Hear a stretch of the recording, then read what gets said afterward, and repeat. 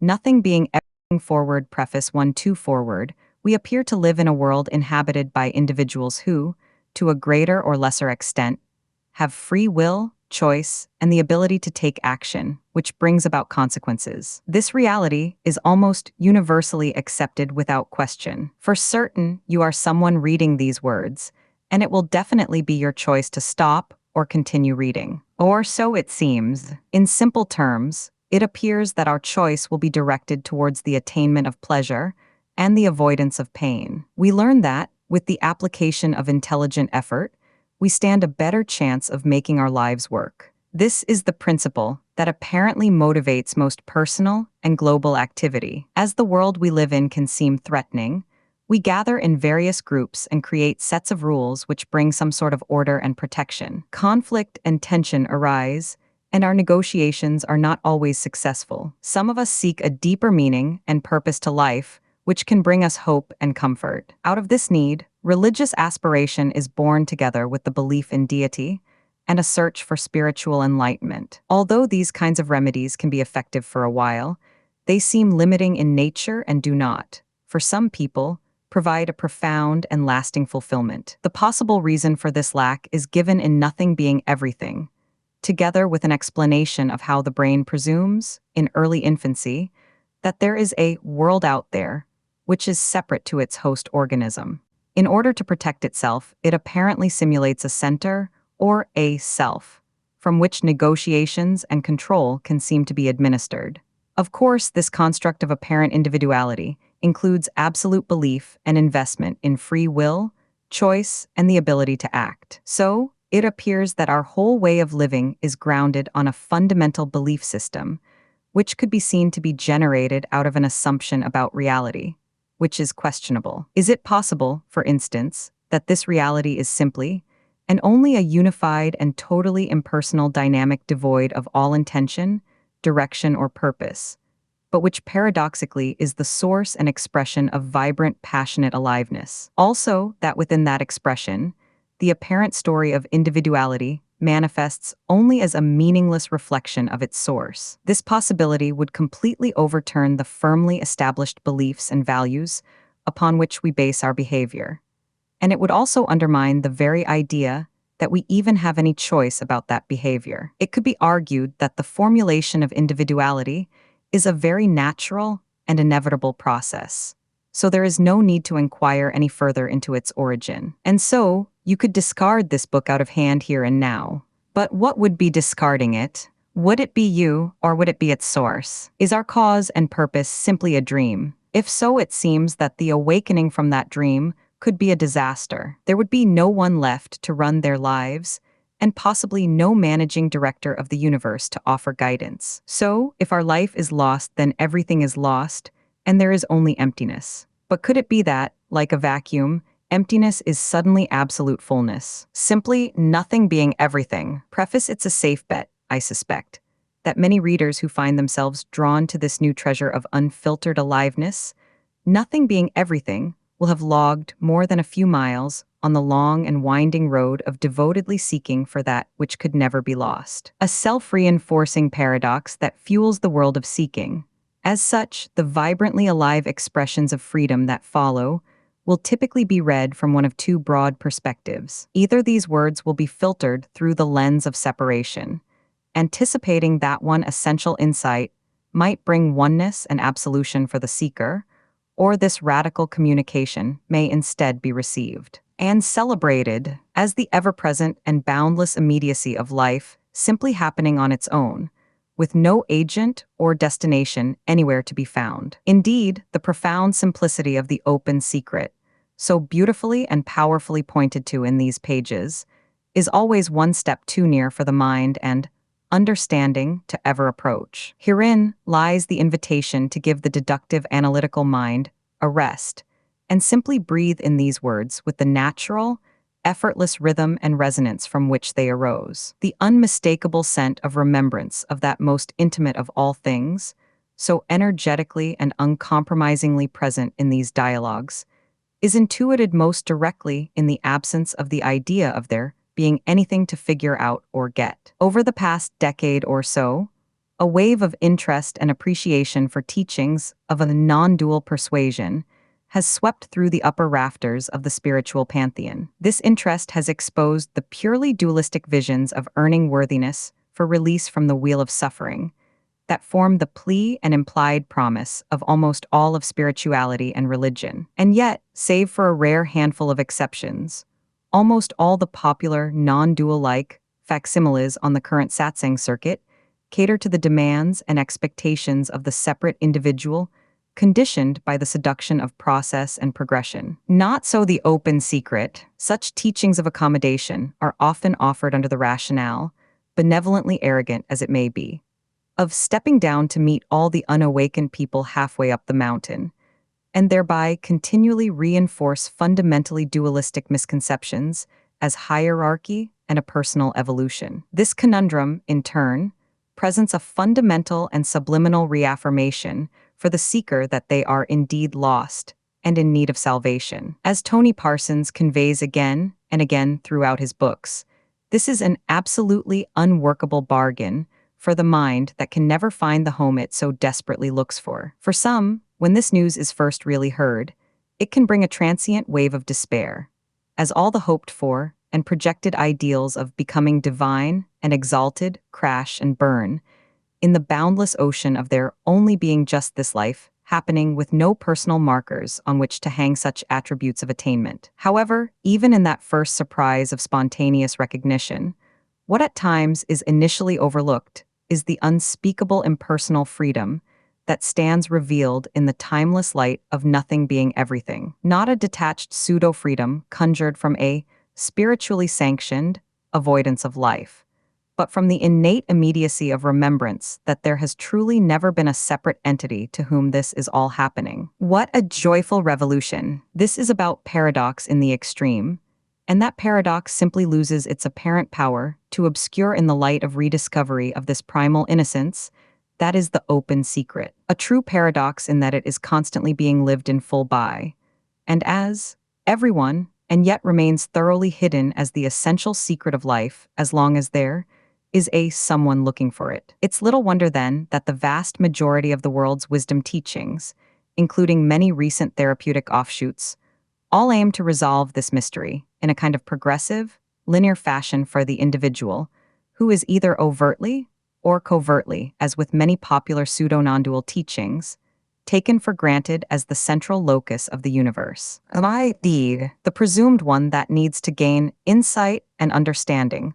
for that individual to become free. Indeed, those teachings that do pay lip service to non-dual concepts often present a more subtle, even subliminal, confirmation of this core misperception, and thus inadvertently reinforce the illusory sense of separation all the more. It is this ever-present reality of there only being life, as it is, that Tony Parsons so directly and powerfully exposes. This is Tony's rare and unique gift, the clear expression of a revolutionary vision, fueled by an energetic aliveness of freedom that simply can't and won't compromise. Tony is an expert marksman, a skeet shooter of unparalleled acumen, destroying one, yes, but clay pigeon in flight after another, leaving nowhere for the mind to go, leaving nowhere to seek refuge from the boundlessness of simply being. For many long-time veterans of gurus and sanghas of one kind or another, a weekend or residential with Tony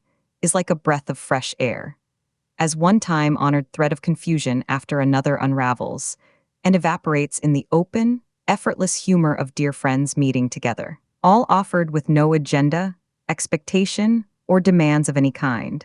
Just the heartfelt joy of sharing this most amazing of all gifts. That you never owned a life to begin with that required defending and working out. When a readiness to hear such a direct and unadorned message meets such uncompromising clarity, something else might step out of the shadows of becoming into the quiet and gentle light of timeless aliveness that is this open secret. The essential message of the open secret has been laid out fully in Tony's prior 3 books. And yet this latest collection, Nothing Being Everything, reflects the ever-fresh interplay and symbiosis between yet more subtle and mature questions, and in response the natural honing down of clarity of expression. As such, those most intimately familiar with Tony's arresting way with words will find much to savor and treasure here. And nothing being everything is sure to take its place alongside his other works as a singular and revolutionary communication. Shannon Dixon, March 2007. 1.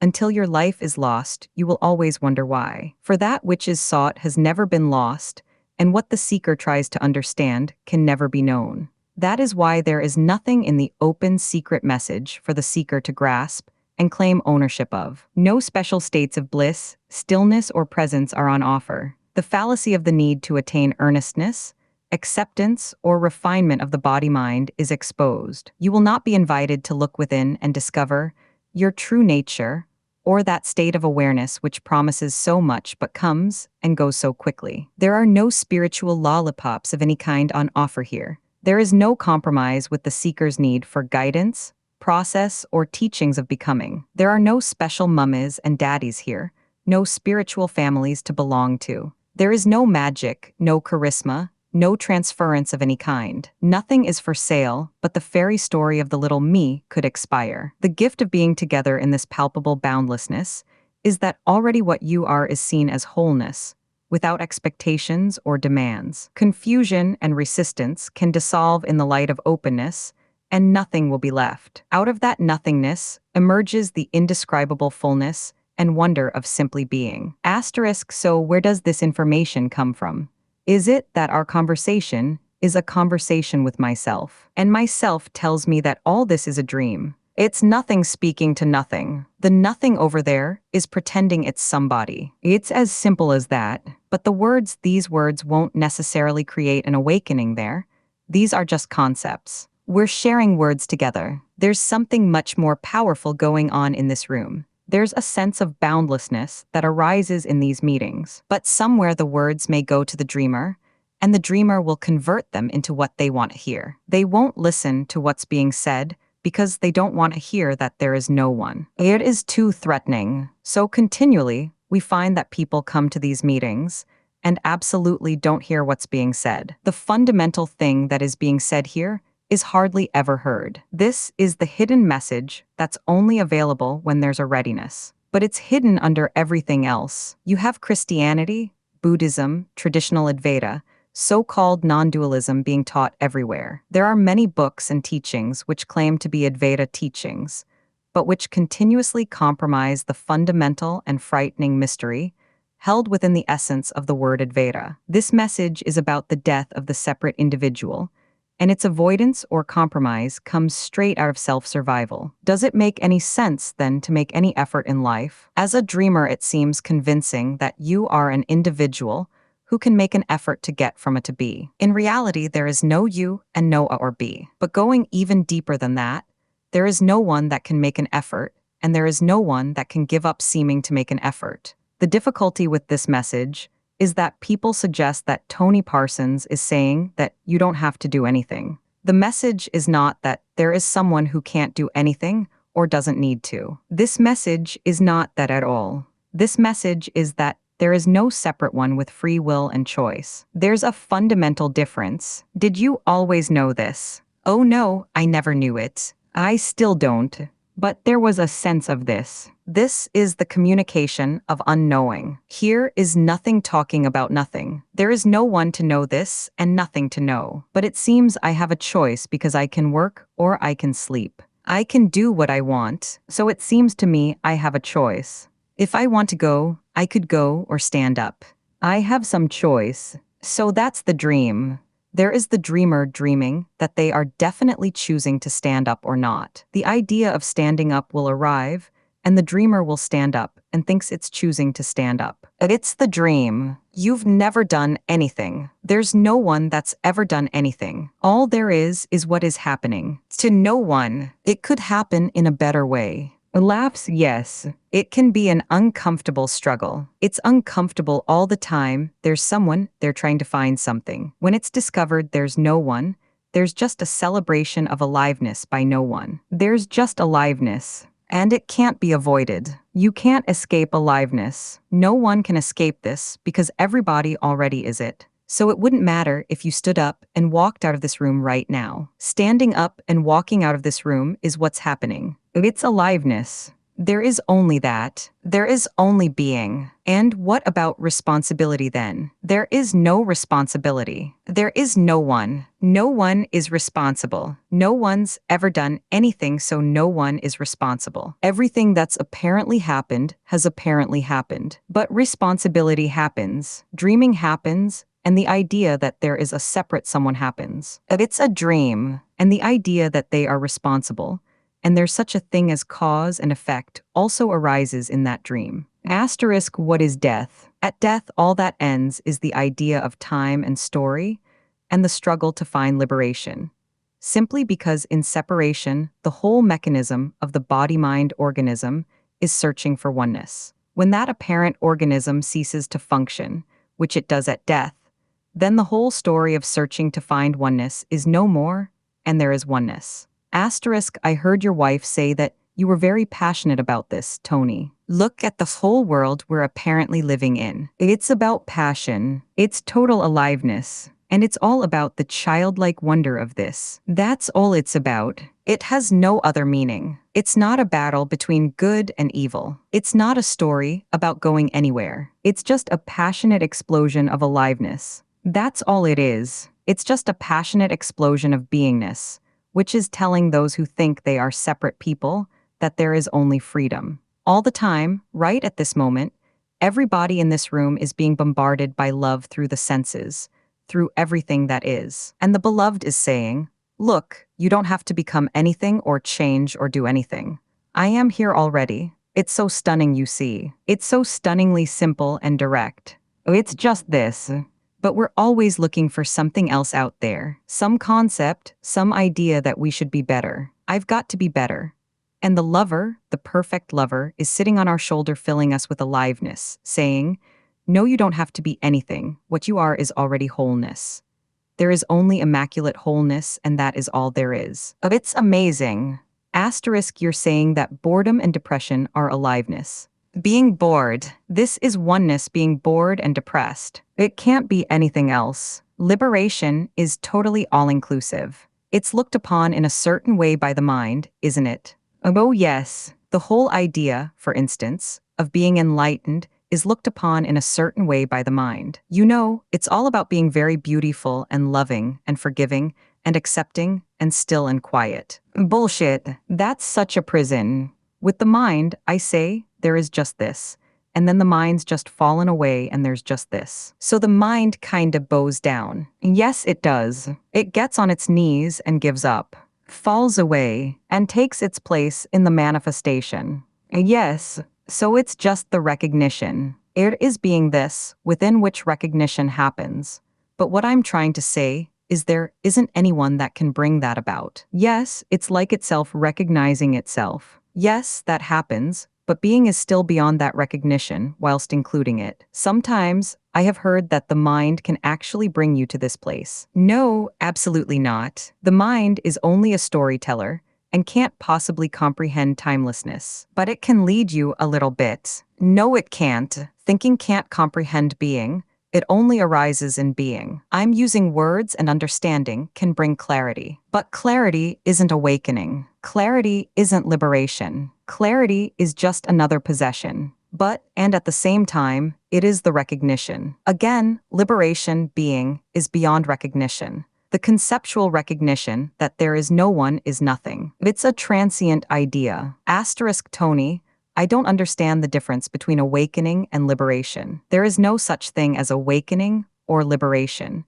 but these terms are used to describe something that only appears to happen to no one. Awakening is what invariably seems to happen to most apparent seekers, but you can't say it's in every case, because there are no certainties about anything. But what seems to happen is that there's a sudden timeless seeing by no one that there is only oneness. And for a while it seems that there is still a subtle seeker who doesn't understand what's just happened but wants to own it. And then apparently it's possible that it's suddenly realized by no one that the seeker who wants to claim oneness is also oneness. And then it's all over, then there's no one. There's nothing but being. It's like when you were tiny children, there is only being. And then a moment of separation comes and you're weaned out of being, because young children still sense what being is like. Even after that moment of separation, when the ego or the sense of self develops and grows, and we come into the world of the individual. There is a period where there's still a sense of beingness, and then it seems to be lost. But for some people, when awakening happens, there's a weaning back into being. It's so difficult when you answer questions, because it sounds like something that's happening in time and it's real. In fact, none of it is real. There is no such thing as liberation or awakening. All there is being. There must be a strategy. There must be a formula. If only I had the formula. Wouldn't it be correct to say, if I found out how the mind's working? Absolutely not. What we're talking about here has no relationship to the mind. The mind is just a voice on the side that has all sorts of ideas, but can't possibly conceive beingness because the mind is a moving part. It functions only in story within being. So there's nothing to do really. Well, of course not. But in a sense, what happens is that there's a knowing of that. As we were saying, primarily there is a knowing of this. So you can sit on that chair and know that your bum is on the seat, for instance, or that there's a sound outside. There's a knowing, an awareness of what's happening in your body. There's a knowing that thinking is happening. Thinking, I'm trying to get this, may be happening. You can feel life in your body right now. There's an energy of aliveness in this room right now. Nobody could deny that exists. But there's a knowing of that energy, but still in the dream. And absolutely, there is still the knowing, the awareness that you're sitting there, and that knowing awareness is still in the dream. So what will happen? What can happen is that there can be a knowing you're sitting there, and then there can be a shift where there is just sitting there. That's the shift. That's the timelessness. In a sense, everything that's happening in this room seems to be happening to you in time. Actually, it is timeless being. It is the gift. So all the time you're being bombarded through your senses with timeless being. You breathe, you see, you hear, you feel, you taste that which you constantly seek elsewhere. Whatever's happening is oneness or beingness saying, look, there's only this. You don't have to look. It's already all there is. So what will happen when? Well, what happens is that already in that moment of there being no one and there just being what's happening, light has entered the apparent darkness, and the light dissipates the darkness. The darkness is dissipated and apparently falls away. The me, the separation, simply disintegrates in that light. And then there's nothing left. An asterisk. Where does the idea of being separated come from? Everything is nothing arising as everything, including the idea of separation. To make this separation go away, there is an effort, yes. People are trying to. Oh, yes. But the trying fuels the separation. The whole reinforcement of the individual is in that attempt to find oneness. That effort goes on reinforcing a sense of separation from oneness. And that is a joke, isn't it? That is why all teachings based on the idea of spiritual endeavor or choice are actually teachings of imprisonment, because they go on imprisoning the person in something called being a separate person. So for the mind, there is no way out. Well, this has got nothing to do with the mind. When apparent liberation happens, then the mind takes its natural place in the functioning. It's no longer the great power. So, you can't get away from what you're looking for, because there's no escape from everything. This is all there is, so how can anyone lose this? How does anybody have to attain being when this is all and everything? What's apparently happening? What's happening is you're sitting on a chair breathing, seeing this, hearing a voice, that's what's happening. That is this. This is all there is. And if you get up and walk out of this room, that will be this. And if you don't really hear what's being said, that will be this. And if there's a real hearing of what's being said, that will be this. And tonight, when you go home and eat your dinner, that will be this. There's no escape from this. There's no escape from being. There is only being. This is being a room, being bodies on chairs, being Tony Parsons waving his arms around. That's all there is. This is a very rare and revolutionary message. Some people say, oh, well, you're saying what a lot of other people are saying. Absolutely not. If this is really heard, if the fundamental secret is heard somewhere, you won't ever hear it. but if it's heard, it will be seen that this is a rare and revolutionary message. It's about the rediscovery that there is no such thing as separation. There is no separate one. There is no other. There's nothing to be separate from. There's no one who can be separate. This is all and everything. What is sought has never been lost. However, in the everything arises the idea of separation.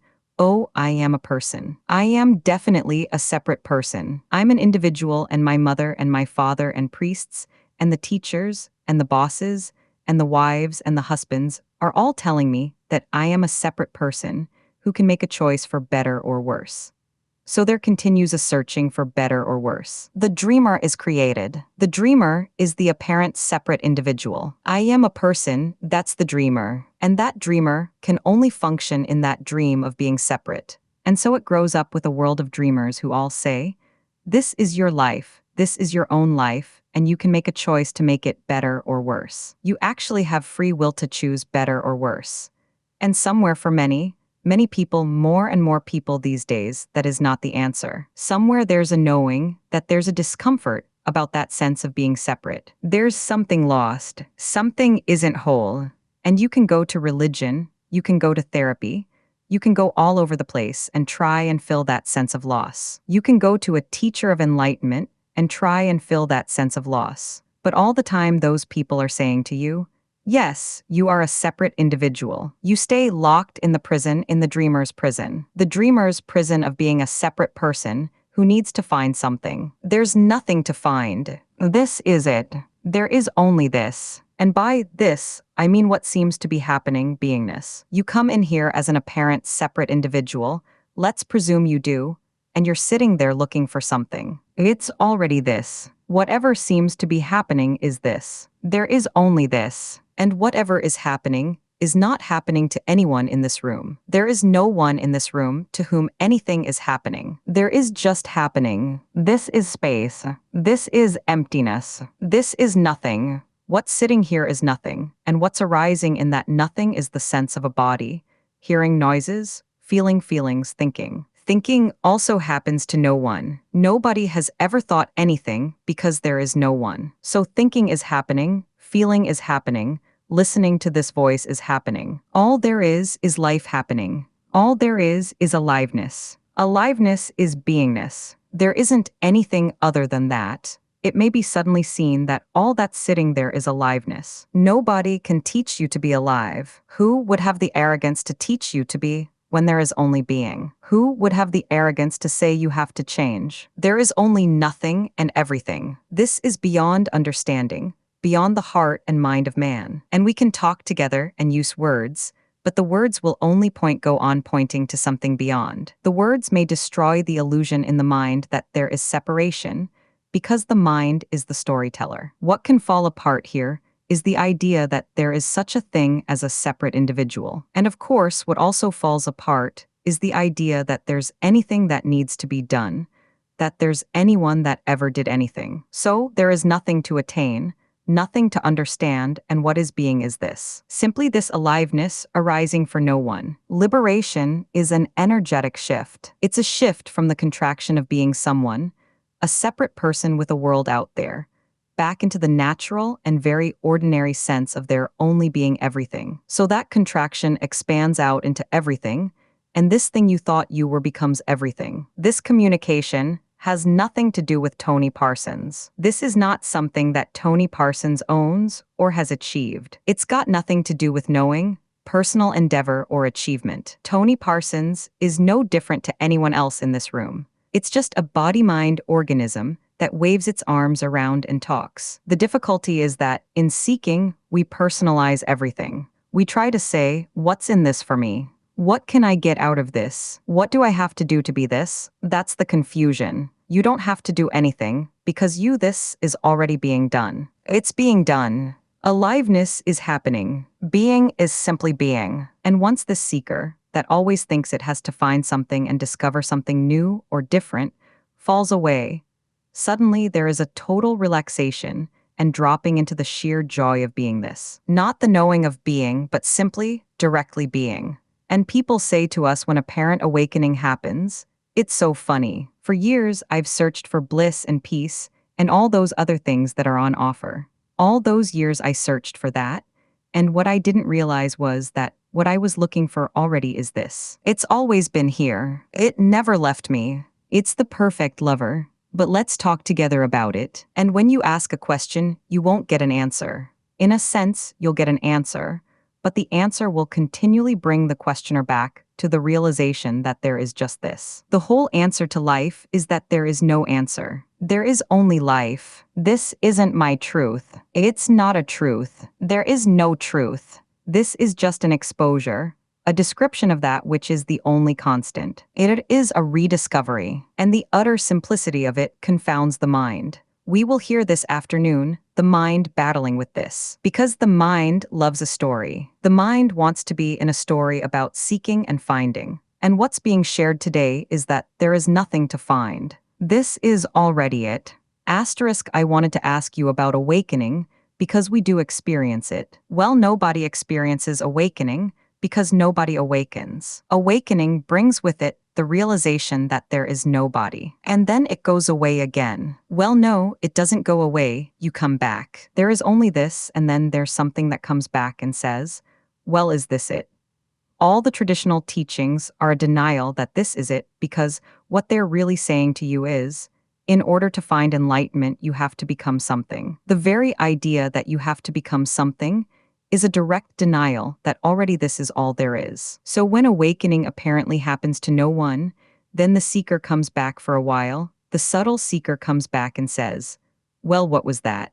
I don't know what it was, but I want it. So you come back, and it seems that what happened is no longer there. But in fact, it is all and everything. And in a sense, later on, it is seen that the one that comes back, that wants to own that, is also that, and then it's all over. Why do we deny it, or why do we go back? It is denied because there is a fascination in looking for it. It's a fascination. Oneness plays a joke on itself called becoming a separate individual, looking for something called not being a separate individual. But it's totally fascinated by the whole search. It is the play of being.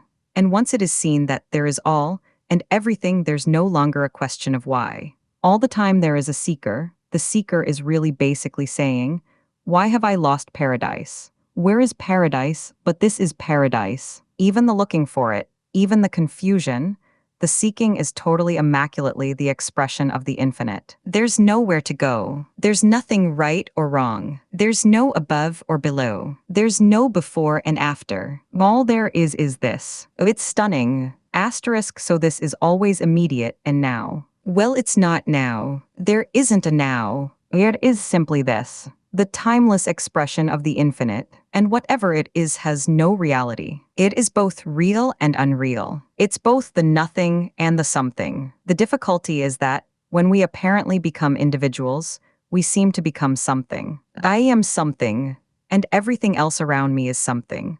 And then, there's a longing for something called enlightenment. So, I am something that's going to find something called enlightenment. But in reality, there is both something and nothing. All that manifests is something and nothing together. And the separate something is incapable of seeing nothing. It's frightened of seeing nothing because nothing points to personal death. This is about dying. You haven't come here to get anything. You've come here to lose something. The dream of you. Asterisk, if liberation happens, is that guaranteed? Liberation is not something that happens. It already is. But for the seeker, it is believed it isn't. When there is no seeker, it is seen by no one that there is only liberation. There is only being. So at the depth of this, when the body-mind ceases to function as the dreamer, all there is being. I was just wondering if you thought that, for instance, meditation was useful. Well, who's going to meditate? And who would it be useful to? Sorry, who is going to choose to meditate? Exactly, so it's irrelevant. Well, meditation is simply what it is, and this message isn't about being against or for anything. So this message is not saying you shouldn't meditate or you should. It's saying that if meditation happens, it happens, but there is no one that can make meditation happen. There's no one in this room that can make themselves breathe or sit on the chair. There's no free will or choice at any level, except in the dream of separation. So it doesn't matter if I meditate or not. You are not really hearing what is being said here. Who is going to meditate? And how is meditation going to matter? Asterisk on one of your CDs, Tony. You mentioned that we were like divine puppets. Yes, could you say a little bit more about that? The body-mind is simply an object. There's no one in there. It's just a mechanism that works. It's an organism that grows up and works and is conditioned and has feelings, thoughts, preferences, and habits that go on. And there's no one in there doing that. That is simply oneness arising as a body-mind organism, which is, in a way, a divine puppet in that it just responds and reacts to whatever's going on without any self-volition. However, there is no puppeteer. There is no script, no plan, no destiny, no fate. It is all timeless, being appearing as something seeming to happen. Asterisk Tony, could you just speak about the phenomena of when people are getting messages from angels? It's only another appearance. It's just a story. It's just an appearance. This room is an appearance. Listening to the news tonight is the same as talking to an angel. It has no relevance. The mind thinks that the angel is somehow from a special, heavenly place, but there is no special, heavenly place. There's nowhere else. So the angel is oneness angeling. But let's be clear about this, because oneness is very clever at creating all sorts of reasons to keep the dream going.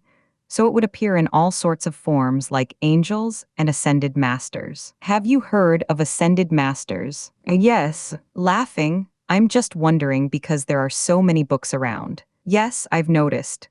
Laughing, there is an abundance of books about ascended masters available, and it's all just another story which has no relevance to liberation.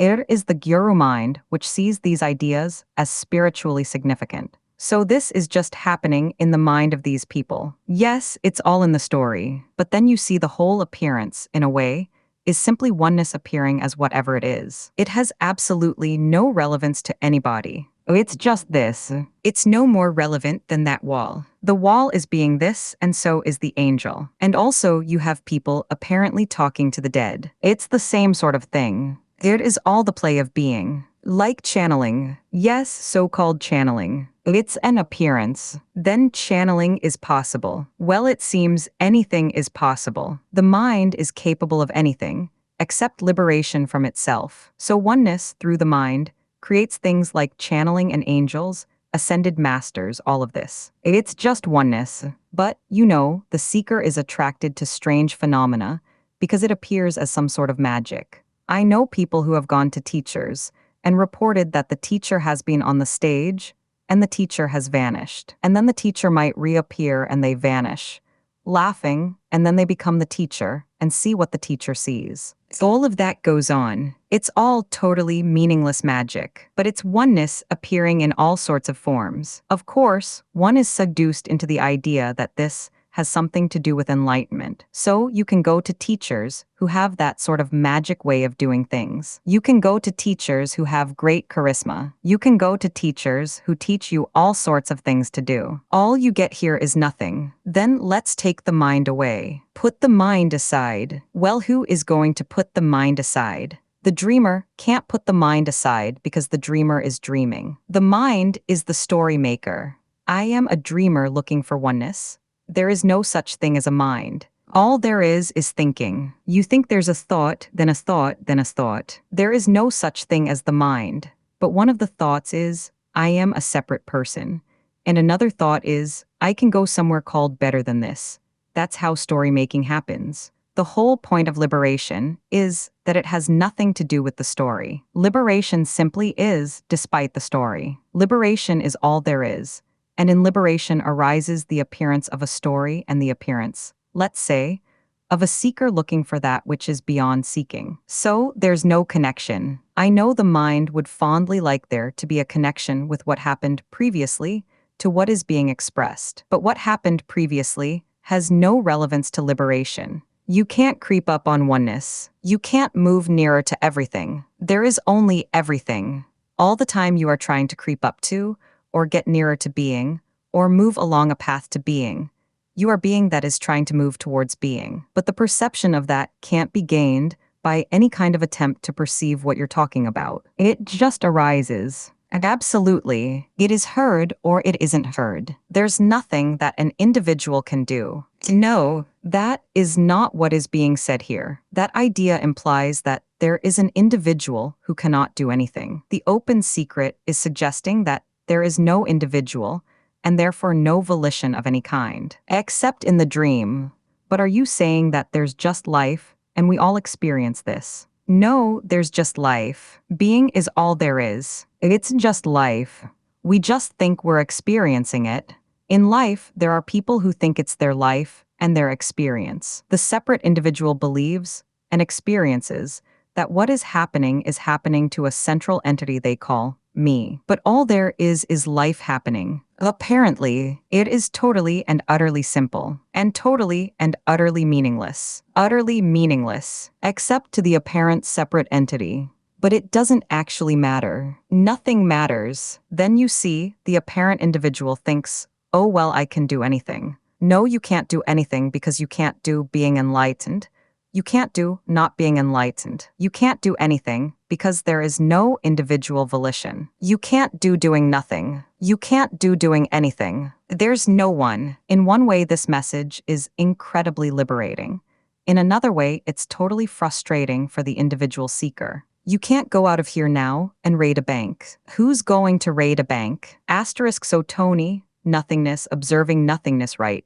Is this nothingness all-knowing? Not in the sense that we would think of as all-knowing, no. It doesn't need to be all-knowing because nothing is already everything. The sort of all-knowing that we think of as all-knowing is certainly not relevant because there is already nothing and everything. This is boundless being without cause, so there's no need for information. This is the wonder of unknowing, in which everything is already new. There's no need anymore for information, but you describe nothingness as a separate object out there somewhere, whereas all and everything is nothingness. It is not something to be discovered, it already is being. Asterisk they say there's no mind, just a bundle of thoughts in the ether or whatever.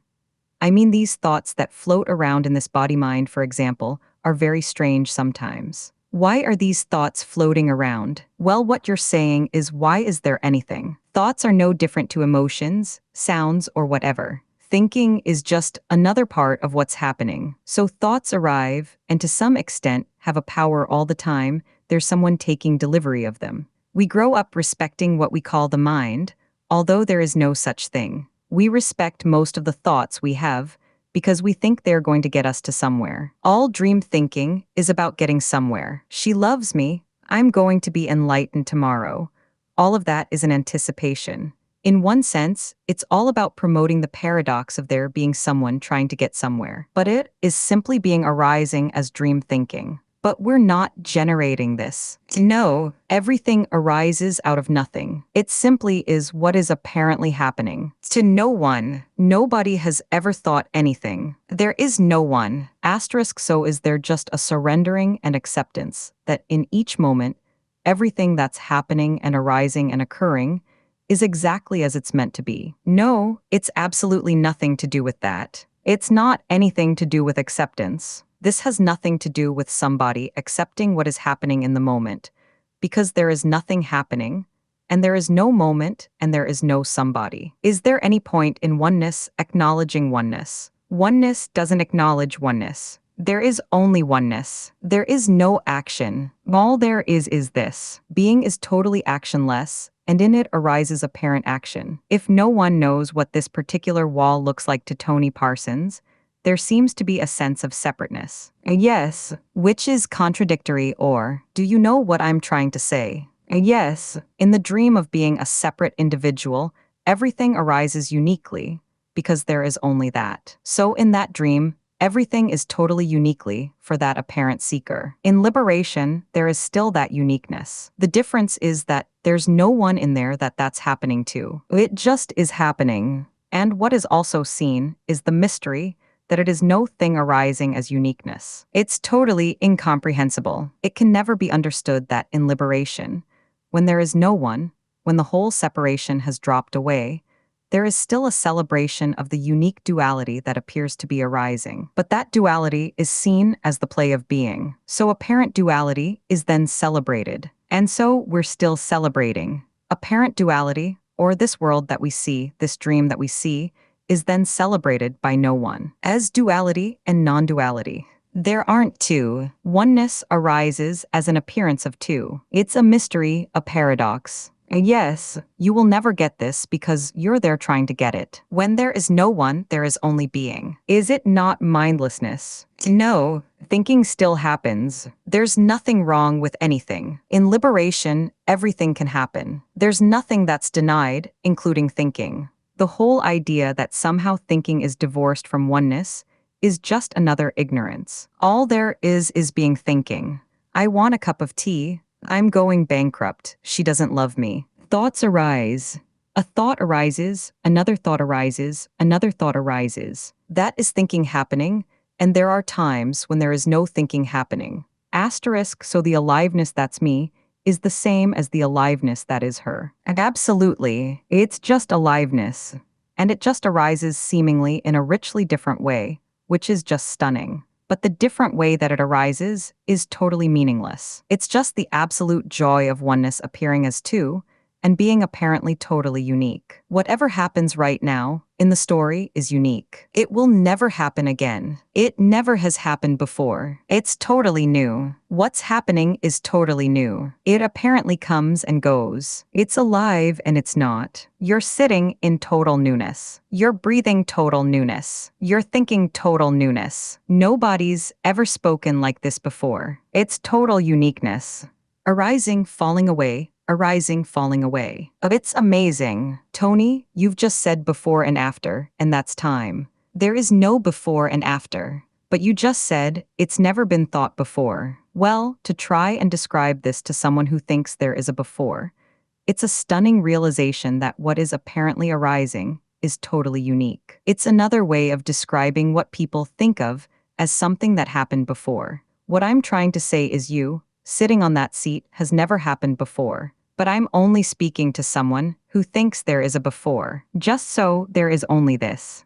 I'm reminded of that quote from T.S. Eliot, at the still point of the turning world. There the dance is, so it's really happening in stillness. And silence. This is stillness and silence. This is stillness moving and silence sounding. And it's totally new. Apparently. Asterisk, if someone were to ask me what I got out of this so far. What today you mean? Yes now. Yes today. Being here. Are you trying to get something out of it? Yes. Right. Okay. Fine. Having never heard of you before, if someone asked me what you're saying, what was the point of it? What was he talking about? I would say he was talking about the acceptance of the moment. That's my perception of it. Is that wrong or right? It's not wrong or right, it's what's perceived there. But this is beyond acceptance and the moment, which are both stories. What is being suggested here is that there is no one who can accept and there is no moment. Somehow a moment implies another moment. There is no moment. It's like the idea of being here now. There is no one that can be here and there is no now. And there is no one that can accept this. I'm not suggesting that you accept this, because from this perception there is no separate you, and there is nothing that needs doing. When the separate entity is no more, it is seen that all there is this. Did you, as Tony Parsons, arrive at this? I absolutely didn't arrive. That's the whole point of what we're talking about. What's being communicated here has nothing to do with Tony Parsons. Tony Parsons didn't arrive at this. That's the point. Tony Parsons is no more, in that sense, a seeker, a dreamer. So I haven't arrived anywhere. There's nowhere and no one to arrive. But it is noticed that this is all there is. I'm a bit lost. That's fine. The whole point of being here is to get lost. I'm lost out there too. But it's possible that the one that's out there that feels lost will no longer be. This is not about learning to know something. If there is nothing, well, there is nothing here either, right? Yes, it's all an illusion. It's a dream. I think when you say it's illusion, I wouldn't use that term, because I think that's a bit confusing. This is both real and unreal. The dreaming is the dream of separation, right? If I told you that the wall was an illusion, you might go and bang your head on it, and it would still appear as a wall, and so would your headache appear as a headache. But basically, they are both nothing appearing as this. But it's just because I'm conditioned to know that this is a wall that I would hurt my head. Not at all. There is no you. There is no conditioning. There is no wall. But in the appearance, There is you who can bang your head on a wall and it would hurt. Right, but it's like when I fall asleep in this life here. I have dreams, and my dreams seem as if they're reality. Yes, there's things happening. Apparently, next morning I wake up and I find, oh, it was just a dream. Nothing happened. Yes, but when the seeker wakes up the next morning, there is still another dream that now seems real. It is the dream of being a separate individual. Right, so this is the same kind of dream that I'm dreaming at night. The dream is whatever it is. It's an appearance. Yeah, it's a fantasy, is it? You could call it a fantasy if you want to, but it's the appearance. It's nothing appearing as your bedroom and your body, you in the bed or whatever. But in reality, there is no body. There is a body appearing, but all the time there is someone. That separate individual is constantly looking for something, constantly longing for and fearing nothingness. Because it lives in this dream of being something, it thinks that what it longs for is lots of money or lovers, lots of somethings. But also in the end, the final search is for something called enlightenment. There isn't anything called enlightenment, because there is only already that which is both nothing and everything. The difficulty the dreamer has is it's always looking for what it longs for in something else, and is never able to see nothing being everything, which is what it actually longs for and also fears. So it's totally in a fix, a catch-22 situation. Yes, like a vicious circle almost. Yes, it appears to be. All the time there is seeking, it is secret. It is also openly everything. Asterisk, so there is no Munich. Laughing, there is no Munich, no. There's no Munich, no London, there's nothing else but this. If you get up and walk out, as you walk out of here, what will arise will be nothing arising as everything, and it'll look like a staircase. So you don't need to go anywhere or know anything. Enlightenment is nothing to do with knowing everything, seeing what's happening in Africa, because this is everything. This is totally everything. But if I'm in Africa, then Africa is everything. Yes, absolutely. And while I'm in Africa, this doesn't exist. No, absolutely not. Your house doesn't exist. Your lover doesn't exist. Have you got a lover? Laughing, so this is all there is. This is all there is, and it doesn't matter what the mind thinks it can do about it. Wherever mind goes, and whatever it does is only ever being appearing as this. The whole of this manifestation is in one way promoting the paradox that you are a separate person sitting in a room with 70 or 80 other separate people. I am something. He is something. Tom is something. So Tony Parsons is something. Whereas in reality, this is simply nothing talking to nothing. Nothing is saying to nothing, come on, there is already nothing and everything. Experience of body-mind is no different than experience of thought. No, it's just what's happening. I have to say that when awakening apparently happens, one of the last things that drops away is a sense of location, because it's so ingrained in us that this is my body and I walk around. When I walk out of here, that's what's seen. In a way, that's the last thing that drops away. The realization that this body is just body. It's not anyone's body. It's not owned.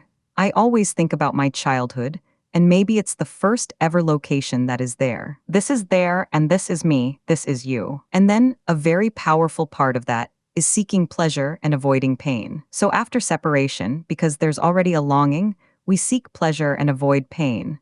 So we start becoming business people. We smile at our mother naturally, and she smiles back, and we like it, so we go on doing it. Asterisk, is there any point in oneness knowing oneness? Well, oneness doesn't need to know anything. There is only oneness. There's not an action. All there is this. It's totally actionless. And in it arises apparent action. But in the dream of being a separate individual, everything still arises uniquely, because there is only that. So in that dream, everything is totally, uniquely for that. In liberation, in the realization of oneness, there is still that uniqueness. The difference is that there's no one in there that's happening to. It just is apparently happening. It is no thing arising as uniqueness. It's totally incomprehensible, unknowing isness without a knower. It can never be understood that in liberation, when there is no one, when the whole separation has dropped away, there is still the unique duality that appears to be arising, but it is then completely seen through as a play of being. Asterisk, so sometimes you talk about vertical time as opposed to linear time. No, not vertical time. Verticality. Verticality. So is that when that shift, whatever it is, sort of apparently happens? Is that the ending of the story? It is seeing that there is only this which is timeless. And it's also enjoying the story of time, but seeing through the story. Seeing that the story is totally meaningless and has no relevance or power anymore. It only apparently happens in time, that's what it is. But it is seen by. The story is seen as nothing being everything. I really wouldn't try to understand this, so it'd be true to say, and I think you've said it several times, probably on this retreat, that in ordinary life there is actually a lot of ordinary seeing, including thoughts, and that's just normal. We all do it without realizing it, and then this sort of psychology, I sense, comes in as a veil claiming ownership through the habit of prescriptive living. Yes, so then when awakening happens it will report, oh, it's what has always been there. Exactly. So actually, there is only beingness. In the whole of this appearance, there is only what is. There's only this happening. It's inescapable. It's the all and everything. Somehow the psychology I sense that comes up and says, it sort of blocks the seeing of itself because it's so fine it covers the. Yes, so it's the open secret. Exactly, yes. It's the secret all the time there is someone there that's trying to work it out. Then it stays secret, and it's only when there's nobody looking for it that it becomes open and apparent. It's like eternity, isn't it? It is eternity. Yet when we talk, people say, I was enlightened yesterday, but there was never a yesterday to be enlightened in. No, and there was no one to be enlightened. It's so gentle, isn't it? Gentle, yes. Gently amazing. Yes, yes it is. I think the mind just doesn't get that. No, it's ungraspable. That's one thing that really struck me after the initial awakening, when there was no one there, and then someone came back to report on it. I was interested in Christianity at the time, and I didn't understand the stupid idea that you could sin, and then you were forgiven. I suddenly saw that the real meaning in forgiveness is that there's absolutely no one and nothing to forgive. It doesn't matter how many times you seem to get it wrong or whatever you do, or whatever you don't do. It doesn't matter how much you seek or do not seek. There is only being this. It is unconditional love. Did you feel a sense of relief? Well, it was just a wonder. The real meaning or quality behind the ideas that we have makes an absolute nonsense of the religious dogmas, and the idea of original sin feels like part of the gentleness is a very deep kind of humor. Yes, absolutely. There's a real deep humor in all of this. I mean, in a way, it's a cosmic joke. It is the cosmic joke. It's the best joke in town. The only joke in town. The only joke, yes. In another way, you could very simply say aliveness is all there is. And aliveness is felt through the 5 senses, and also through the 6th and 7th senses of feelings arising and thoughts happening. All of that is pure aliveness. There is nothing other than aliveness. That is all there is. And what's amazing about it is that everybody in this room is pure aliveness. What's sitting here is just simply, utterly aliveness. And that's the beginning and the end of it all. There isn't any need to say any more than that. Thank you. The Sanskrit word, Advaita, points to something which can't be spoken of. Although we will be doing a lot of speaking, we can never ever describe what we are trying to talk about, nor can it be understood or known. The word Advaita also points to the futility of the idea that there is something separate from something else called oneness. So we won't be talking about reaching a state. We won't be here to try and find states of bliss or stillness or silence, or even awareness. No amount of self-inquiry will bring the seeker to that which already is. So we won't be here looking for anything because there is nothing to find and nothing to get. What we are talking about is so obvious that it is utterly obscure, and it's so open that it is utterly secret. All the time there is someone trying to get it, it stays hidden. All the time we look for it, it just isn't seen. It can't be attained, it can't be lost, it can't be taught, it can't be given, and it can't be taken away. It can't be talked about or grasped because it is already nothing and everything. It is not only the biggest thing in this room, it is the only thing in this room. It's the only arising in this room. It's all that's happening in this room. And within it, within what we seek is us seeking it. And so the seeking of being is also being seeking. And all the time that we believe we are separate from it, or experience that we are separate from it, then we are inevitably seeking it. The seeker can only function in moving to find what it dreams it has lost. And it is moving to find something that is utterly still. The clock's ticking and seeking is moving in time to anticipate finding something that is timeless and still. What we are talking about has nothing to do with you or me, absolutely nothing to do with you or me. It has nothing to do with personal experience. You are not going to get this. Nobody has ever got this, because it has to do with there being nobody. I haven't got it. I don't know anything you don't know. I haven't got something you don't have. But something has been lost. This is about loss. This is about a total loss. And it's a loss of something that we have grown up to believe in. We have grown up to believe that we are individuals, that we are separate individuals with free will and choice. And we can do something to make our lives work in the world.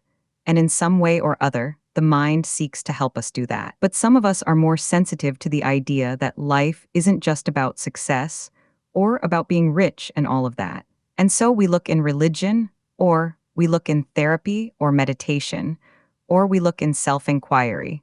We look in the school of enlightenment for that which will bring us to some sort of wholeness. We know that there is something that isn't whole. This isn't it, this isn't quite it. It is slightly out of line, there is something else. Is it or enlightenment? And the mind will then paint a picture of what enlightenment is like. Enlightenment is bliss, omnipresence, omnipower, everybody loves you. You love everyone and you walk around in this beautiful pink haze. Laughter, people come to you and they say, I hear you are enlightened. And you say, yes. Laughter, well, would you come and speak to some of my friends? And you say, yes. Okay. And you go and there are a few friends and you tell them about how you have become enlightened. And they love that that sounds good. And they look at you. And you are sort of very quiet and obviously completely together and in bliss. But they want to be like you and their friends want to be like you, so they get more friends and they come and you get more people in the room. And in the end, it has to be a bigger room and the crowds get bigger. And then you say to your friend, well, you know, I am down here on this level, maybe I ought to have a platform, maybe a bigger seat so the people can see me. You know, we have got this idea, the mind has an idea of what enlightenment is like. It's the lottery, it's the spiritual lottery. It's the biggest lottery that you can win. It's better than winning 100 million pounds because you have got everything. You are just there. You are totally safe. You have got bliss and everything is wonderful. And that is the difficulty, because of course, actually, enlightenment is nothing like that. Enlightenment, liberation, is totally, utterly ordinary. It is not wonderful. It's not blissful. It is not the answer to everything. Life goes on. It goes on just as it did before. But the difference in liberation is the dropping away of any sense that there is anyone that life is happening to. Liberation is absence. Liberation is loss, the loss of separation. And in that loss, the emptiness is filled. That emptiness is also fullness. In nothing, when there is nothing, everything fills nothing. Ask any question. It doesn't matter what question you ask. If a question arises, it is there to arise and meet nothing and be answered by nothing. The mind can never get anywhere with this. This is totally simple, utterly simple, and very difficult. It is very simple because it is totally obvious. And it is difficult because it is frightening to the individual. The sense of losing individuality is a frightening idea to the individual. Asterisk, you were saying yesterday that the very seeking prevents the seeing. I am paraphrasing. It's just such a brilliant game of appearances and deflection of attention in a way. And it just helps to give an understanding of how it is all from the same font. It's the same font, yes. One bit of it doesn't want to be the same or thinks it isn't the same font. But that's just all the play, or what is called the divine play of. It's absolutely the divine play of being. And being isn't the slightest bit interested in the idea of anybody seeing this or not, because there is nothing other than being. And non-realization is also being. So being suffers, being laughs, being searches, being finds, being doesn't find. There isn't anything other than that. And of course, all of that is totally immaculately whole. There is only that, so that is all there is. But in that wholeness, there is something that thinks it isn't wholeness, which is also being separate. Being has no requirements, but what arises within being is an apparent need and requirement to find that there is no need and requirement. And the mystery of that is just inscrutable, it's just a mystery. And the search for that is reflected in the world that we live in, because everything we do is a search for that. All religion, all apparent personal endeavor, is simply a seeking for this unknowing, a resolution of attention, of feeling separate. It is a search for not being separate. The seeker cannot see this, because this is timeless being. This is the eternal isness which is out of time, out of space, out of being achievable. So what we are trying to achieve can't be achieved because it is already all there is. It's kind of hard to accept. Something I have a hard time accepting is that the spiritual search is no better, no higher, no more refined than a search for money, sex, power, or whatever. And absolutely, all desire is ultimately the search to come home. And what is strange about this paradox, this mystery, is that everything that is being done, all seeking, all reaching out, all personal endeavor, all building of churches and empires, is beingness. It is pure aliveness. It's an amazingly strange paradox. In some ancient Vedic text or something like that, is there anything said about how that is, or about the why? I mean, I know the Bhagavad Gita says just, it's an experiment. No, there is no why, and there is no experiment and no choice. The basis of traditional argument is that oneness chose to become two, and if oneness made a choice to become two, it could make a choice to become one again. It's a fairy story based on the illusion of time, cause and effect. Nothing is ever chosen. The whole dream of choice and motivation is that there is something in time that can move forward with intention from a place called two-ness to a place called oneness. There never has been anything but being, and this is the eternal nothing and everything. It isn't going anywhere, and it's never been anywhere. There is no anywhere. There is no time or space except in the appearance. There is nothing but this, and this is nothing happening. And I see now that that question arises from the separate point of view, so it is inherently unanswerable in a way. It is just an unanswerable question, but that is only because it is from the standpoint of separateness. Because in the glimpses of wholeness, there is no question. There is no question at all. There is just an absence of any need to know anything, because it just is. So then that question is just a loop that arises. Yes, it is a loop, and you are absolutely right. Separation engenders the question why and the searching. And as you say, when there is no one, there is no loop, and there won't be any questions. There is no question, and there are no answers. There is no knower and no known. And so there is no one to ask why. But it is the most enticing question within that point of view. Oh yes, it is. And being in separation loves asking why. And that fascination has generated religion. The question, why, in the seeker, has generated Christianity, Buddhism, and everything else that you could call a teaching of becoming that inevitably is based on the fundamental misconception that there is a separate individual with choice and volition to follow a path, to be motivated to move from one state to another, better state, to seek and find the answer that has no question. And it is also an insistence from the separate point of view to want the answer. It is an insistence of the very existence of the separate point of view. But if I exist, I should be able to have an answer about this because I can think this. I can experience this. It is kind of an insistence of I exist. Absolutely, totally. The question in mind is the insistence that I am a separate individual and want an answer, and demand and have the right to have an answer. The difference between here and elsewhere is that the response to the questions is not feeding the seeking mind. The mind continuously meets a pointing towards that which it cannot comprehend. That is how the questioning dries up, and then there is nothing left. The other very powerful element of seeking an answer is the experience of unworthiness, because the feeling of separation is a feeling of being rejected from wholeness. So immediately a huge sense of unworthiness arises, and of course most religions, most isms, appeal directly to that sense of unworthiness. So that is another powerful element of the search, because religions and teachings of becoming are teaching us how to overcome our dreamt unworthiness, which is based on fallacy. It is such a powerful message. Yes, I am unworthy, I feel unworthy. There is something wrong, so it must be me that did it wrong. Can you teach me how to do it right? Asterisk Tony, can I ask you? In this issue of Time, there are occasions, in my experience, when it's very clear that this is this. But at other times you go, for example, and look in a churchyard and see an old tombstone which is of a different time. It reports to you a different time, but it is still only this. What is apparently happening? Yes, and so it appears to be something that happened before, and sometimes I see past that confusion, and sometimes I don't. I was just wondering if you could say something about it. Well, all the time that there is still a separate entity, then what is seen appears as a story. If you are looking at a gravestone, Bill Daniels died in 1917.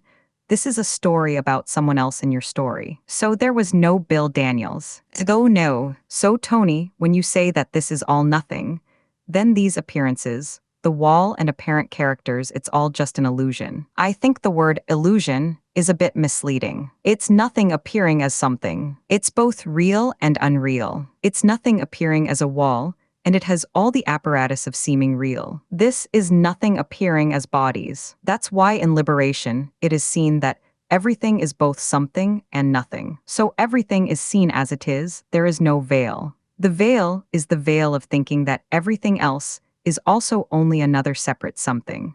Are you saying that there is always an appearance of some sort or another? So even in no, there isn't. There is no always. There isn't an appearance. There is and there isn't. But there is no always. What the dream of separation brings with it is the belief in the reality of time and story, a before and after, and a conviction that there is an always. So, for example, in deep sleep, isn't that another phenomenon in itself? All there is nothing being everything, and so everything is nothing. This can never be comprehended. It is essentially, by its very nature, unknowable. Deep sleep is being nothing. Phenomena arise in beingness or nothing, which is the same thing. So in deep sleep, nothing seems to arise.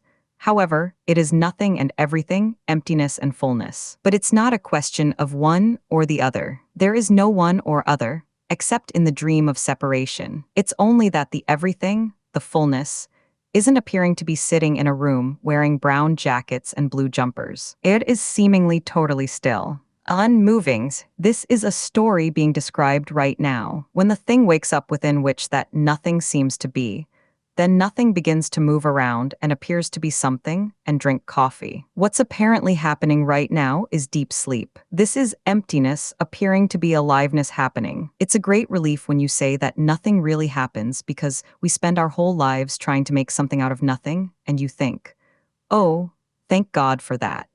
You know, it's been confirmed here that in everything you are trying desperately to make happen, you are always aware that it never actually quite gets there. No, it never will, because of course nobody is doing anything. They only believe that they are making things happen, and there is somewhere to get to. It is like trying to write on water. Asterisk Tony, yesterday evening, you introduced the idea of self-consciousness. Yes, well, what is self-consciousness? Self-consciousness is uniquely something that the human being adopts or takes on board at a very early age. There is nothing, and then something arises called being separate, if you like, or self-consciousness. I am conscious that I am a separate self. It is the story of the Garden of Eden. You eat the apple of self-consciousness, knowledge of self. Being arises and is apparently separate, and then self-consciousness arises. But only apparently. It is very powerful, because I realize that everything is being referred to by this self-consciousness. Though it seems so, but it only seems meaningful and important to the apparent me, which adds itself to being and dreams, or believes it is now in a story about me. It is not only a story, it is even more than a story. It is only a story. Let's say, after a year of beingness, nothing but being. No story, and suddenly, claps hands, the story starts. This is the story of Tony Parsons, or Bill or Henry, in time, in space, growing up with a family. I am an individual. My mother and father are individuals. My priest, my teacher, my boss, my girlfriend and my wife are all individuals, and we are all together in a world in which we are separate, and we have free will and choice to do something. Because of course, this place, I now find myself in must have meaning. It's all got to have a meaning. Laughter, this feeling of disquiet, this feeling of loss must mean something. It means that I get married and have a lovely job and 3 kids, and it is all wonderful. Or I become a Christian and find the kingdom of heaven. It's all got to have meaning because it is a story with a beginning and end. Apparently, but it's also spontaneous, this self-consciousness. Apparently, yes, no one is doing it. At any level, nobody is doing it. It is just intelligent energy. There is only energy appearing as a story. Apparently moving. Yes, there is nothing out there directing it, there is nothing. There just is absolutely only energy appearing as this. There is no will, there is no greater will. There is no choice, there is no choice of any kind. So self-consciousness is another word for being. Yes, for being separate. I think there's nothing wrong with self-consciousness. No, of course, in being there is nothing wrong with anything. How could there be in unicity? Because the flower flowers and human beings. Well, flowers aren't self-conscious. I haven't come across a self-conscious flower, but what arises in that self-conscious story is the idea that there is something right and wrong. Because the moment that we become separate, we think it is wrong, and we are wrong. The moment we become separate, apparent dualism arises. Is there somewhere else called paradise or wholeness? Why am I not in wholeness? There is something wrong, and if there is something wrong, then there must be something right. So I have got to find something right to make the wrong right. So I am going to become a Buddhist or whatever you like.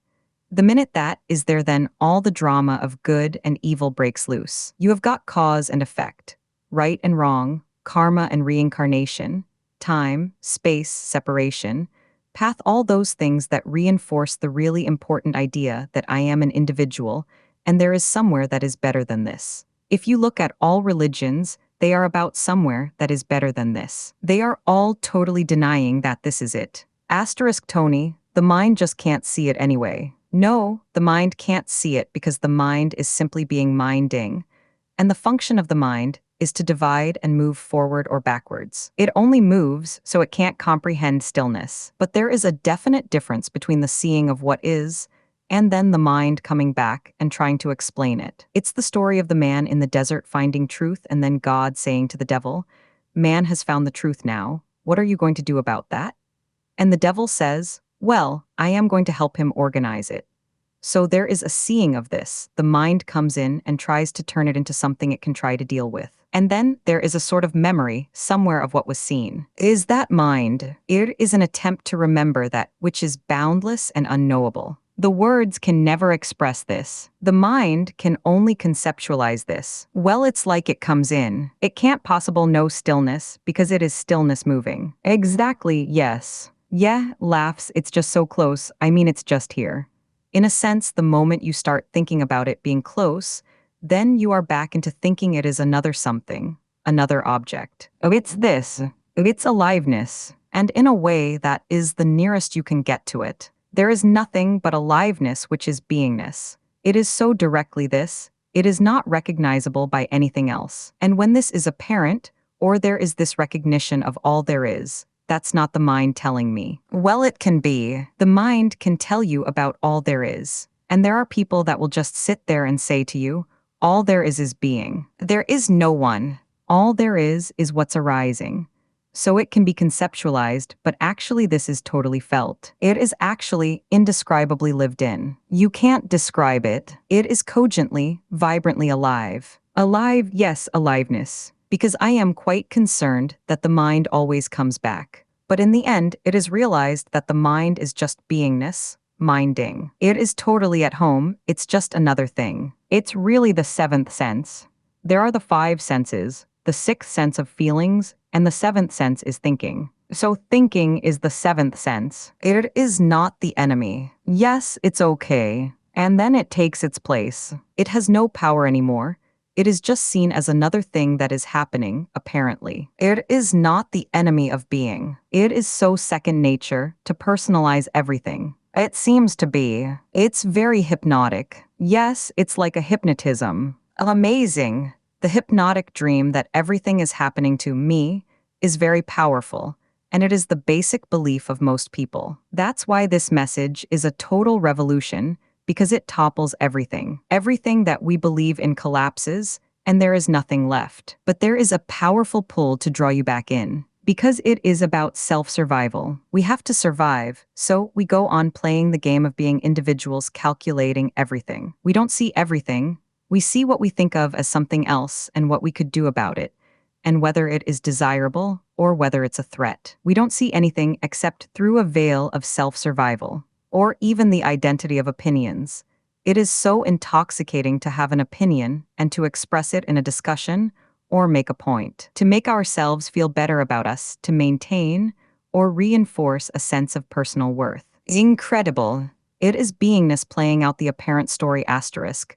You say that when we die that we will be reunited with. No, no, no. How can there be reunification when there is nothing disunited? But we don't feel this unity. Whilst we only dream being a part of the unity, this is separation. When the dream is awoken from, there is only unity. There is nothing that feels, knows, or is aware. So what happens then? There is no then, as there is no now or before now. All there is nothing appearing to happen within something else which is appearing as time. There is no difference. There is no difference between now and at my point of death. Who is going to die? There is no one who is born or who dies. There is no difference between this and your point of death. But you think there is a difference. You think you are sitting there. You think you are what has happened and what will happen. This is the nature of the hypnotic dream of separation. Yes, sure. So this absolute nothing is an energy which we could call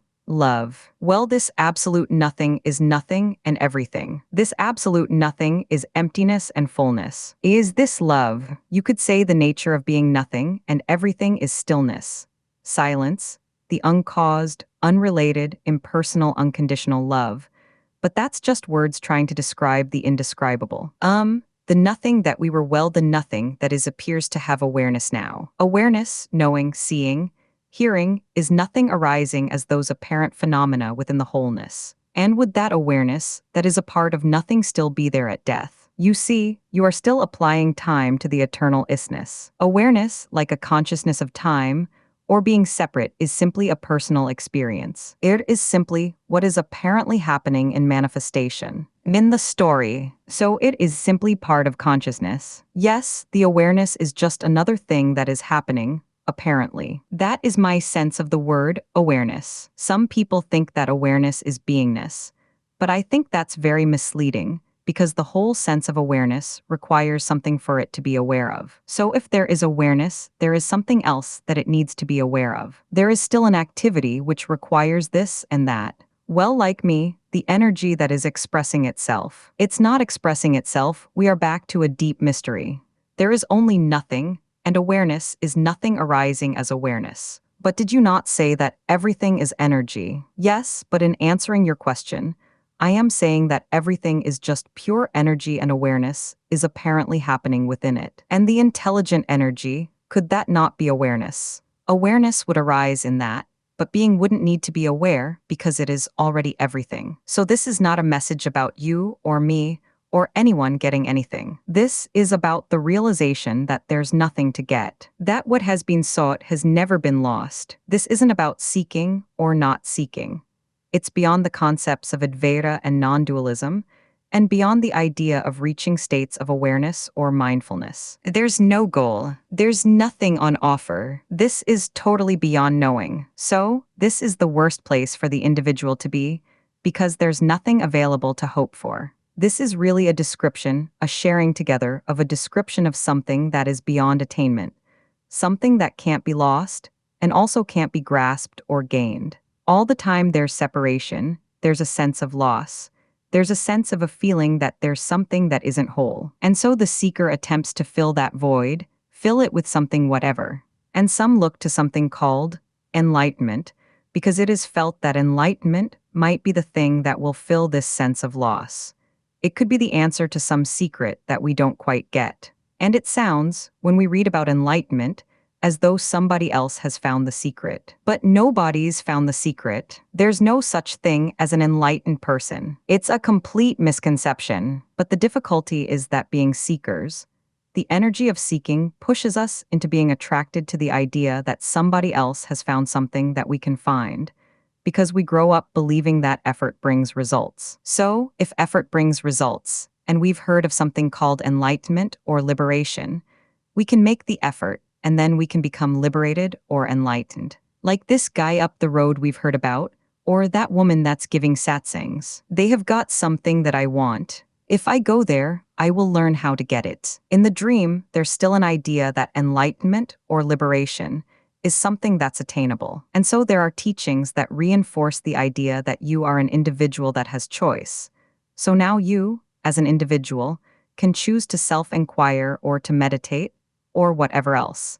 And eventually you could become enlightened. You can go all over the world and find teachings offering something to get. It is rare, however, to find an uncompromising communication that offers nothing at all to the seeker. This aliveness is nothing being everything. It's just life happening. It's not happening to anyone. There's a whole set of experiences happening here, and they're happening in emptiness. They're happening in free fall. They're just what's happening. All there is life. All there is beingness. There isn't anyone that ever has or does not have it. There's nobody that has life and somebody else doesn't have life. There just is life being life. This message is so simple it totally confounds the mind. This message is too simple.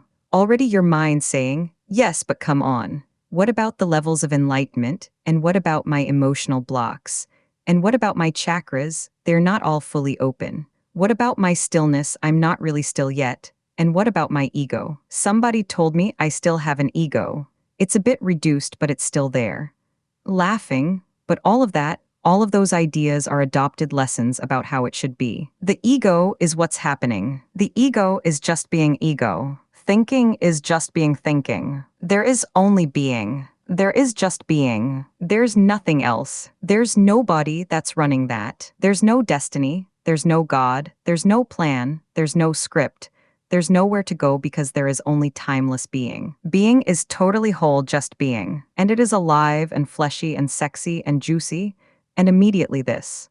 It's not some concept about there's no one here. It's not some concept about there's nowhere to go. It is the aliveness that's in that body right now. There is pure beingness, pure aliveness. That's it. End of story. You can all go home now. Laughing as long as you've paid. Laughing, really it is simply that. So there is no one, there is no choice. There is no choice at any level. Oneness didn't choose to become two. There is just oneness. All there is in this room is oneness being alive with nobody doing it. Is anybody doing breathing? Is anybody doing blood circulation? Is anybody really doing anything? No, there is just apparent doing. Apparent life in unknowingness. So we can talk together, and although there will be questions, there aren't actually any answers. There is no answer to life because life is its own answer. Claps hands. It's happening already. Oh, it's this. You never lost it. That's the amazing thing about awakening.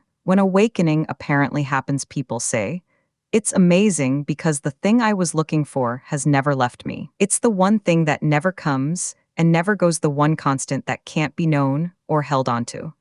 And the one constant is being. You could get up and walk out right now, and there's just being walking out. You can never escape being. All there is being. This has nothing to do with me or you. I don't have anything. You don't have anything. Asterisk, I feel very happy to be here. I want to address the topic of being. Yesterday, I learned a very important lesson. I was on my way home, and I thought, oh, I'm so much looking forward to being at home.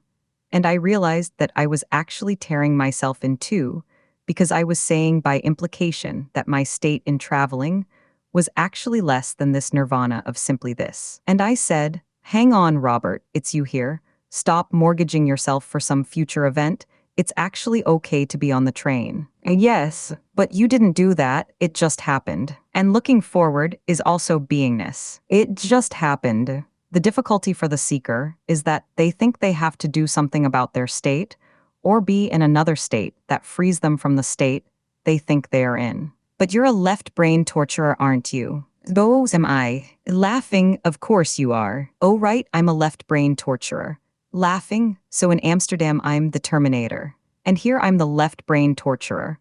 Laughing, You know, you said there's just awareness. No, there's just being. Awareness happens or doesn't happen in being. There's just being. And you were talking about awareness as a sense. Well, my sense of awareness is that it's a transient state, or it's a place you can be in and out of. It's still in the story. Because I was just thinking that, when you were standing there, I was aware of your left side. I'm also aware that my shoulder's a bit tense, but nobody else in the room is aware of it. No. So it's as if we all have separate awareness. Well, yes, that seems to be so. And what I'm suggesting is that all these things you've just described are something that's simply happening. It's being tight shoulders or being Tony Parsons' left side. It doesn't need awareness for it to be, but the seeker thinks it does. But what's happening here is slightly different to what's happening there. What's also being suggested is that there isn't a here and there. It seems to the apparent entity that there is a location here, and it seems as though there's a here and a there.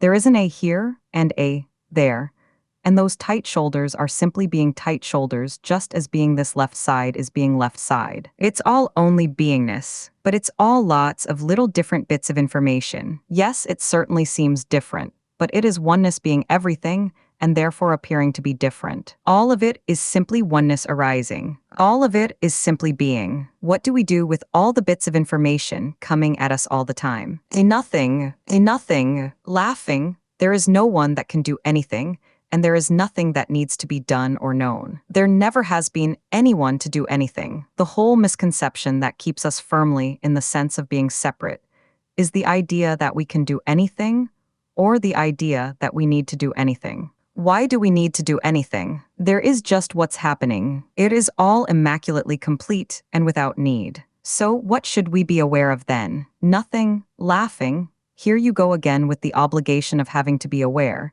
which is a transitory state. There just is what's happening. The idea of being aware of something is a trap. Awareness needs another, and is still in the story of dualism. There is no other. But what's happening changes. It changes from second to second. That's not constant. Yes, it certainly appears to change, but everything only seems to change or be different or apart from everything else. All of what happens is being apparently happening. So where's the constant? The constant is being, and it is nowhere and everywhere. What's happening is being arising and moving around. And beingness is all there is. And where am I in relation to what's happening? You aren't. There is no one. There is no relationship. All there is being, and the idea of a me arises in being. HRMNMM. Laughing, well, what's the value of knowing that? None at all. There's absolutely nothing on offer here. There's no value, nothing is on offer. The most amazing thing that could arise from this is nothing. If you go out of here with something, then you're still someone with something. I now have this. This is mine to do something with.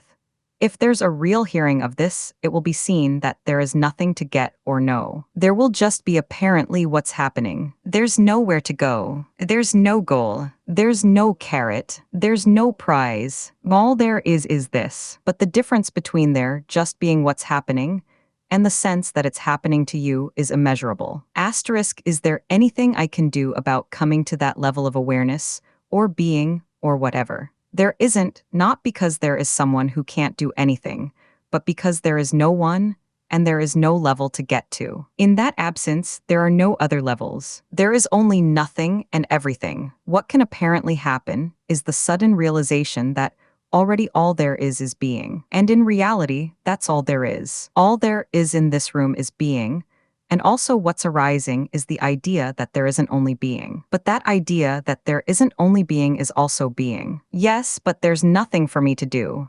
But that would imply there's someone there that can do nothing. That's not what is being said. There isn't anyone sitting there. All there is life happening, and there's nothing there that has ever done anything or will ever do anything. The doing is an appearance of doing. So how is it that you came to this level of understanding? I didn't. That's the whole point.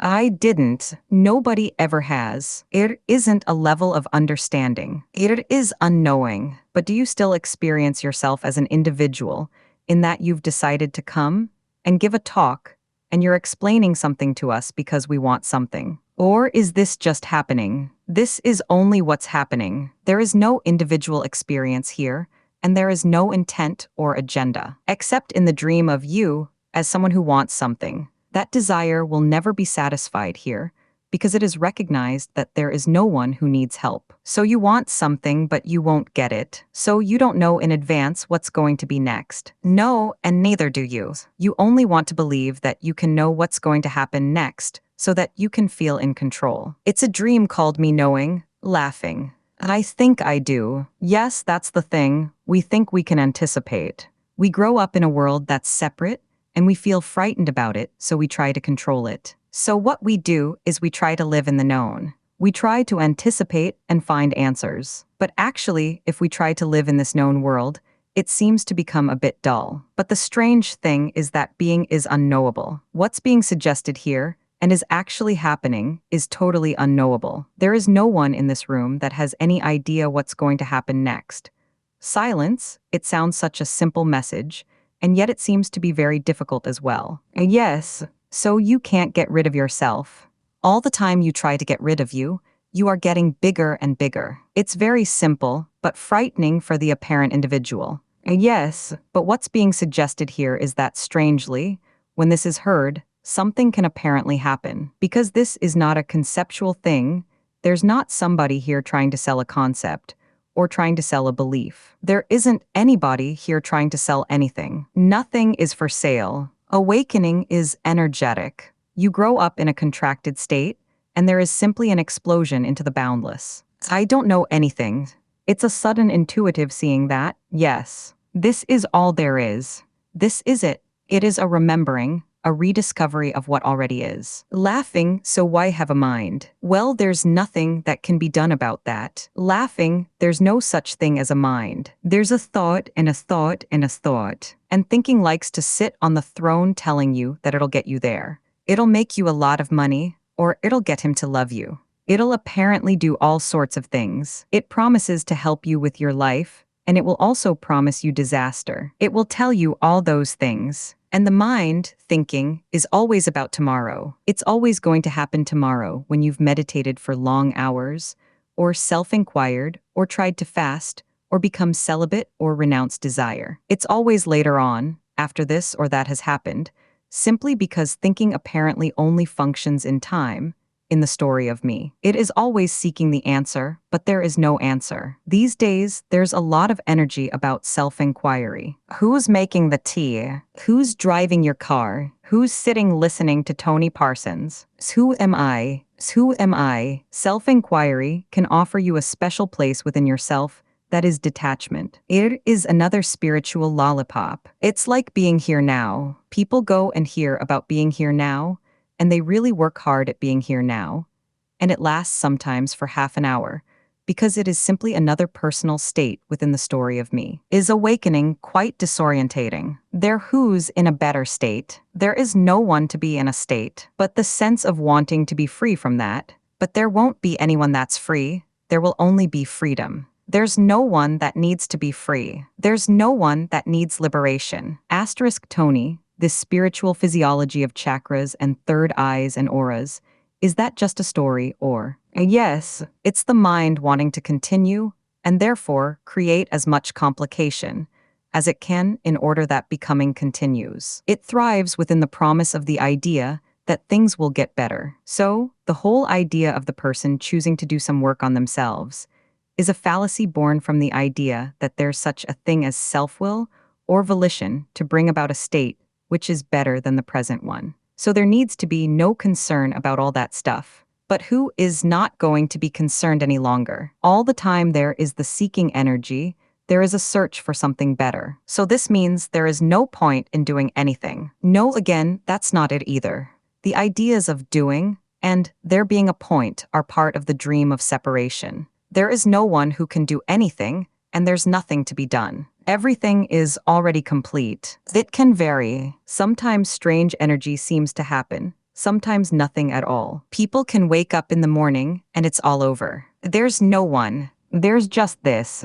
It's very ordinary. This is totally ordinary and natural. What we do is impose something on it. So although it's totally ordinary, it's so opposite to what has been held onto. Yes, it is. It's a total revolution. It's a revolution of 360 degrees. I think one of the main reasons I come to these meetings is this kind of yearning to be free of a sense of responsibility and the weight of that.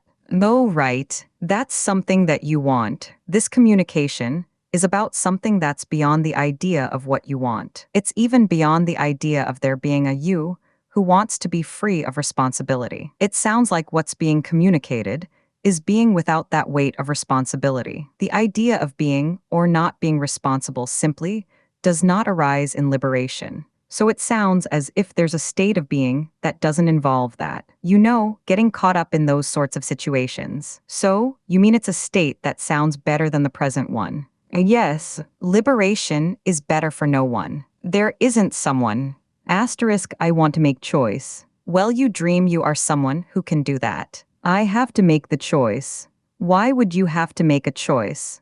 I don't know. It just happens. God, absolutely, it just happens.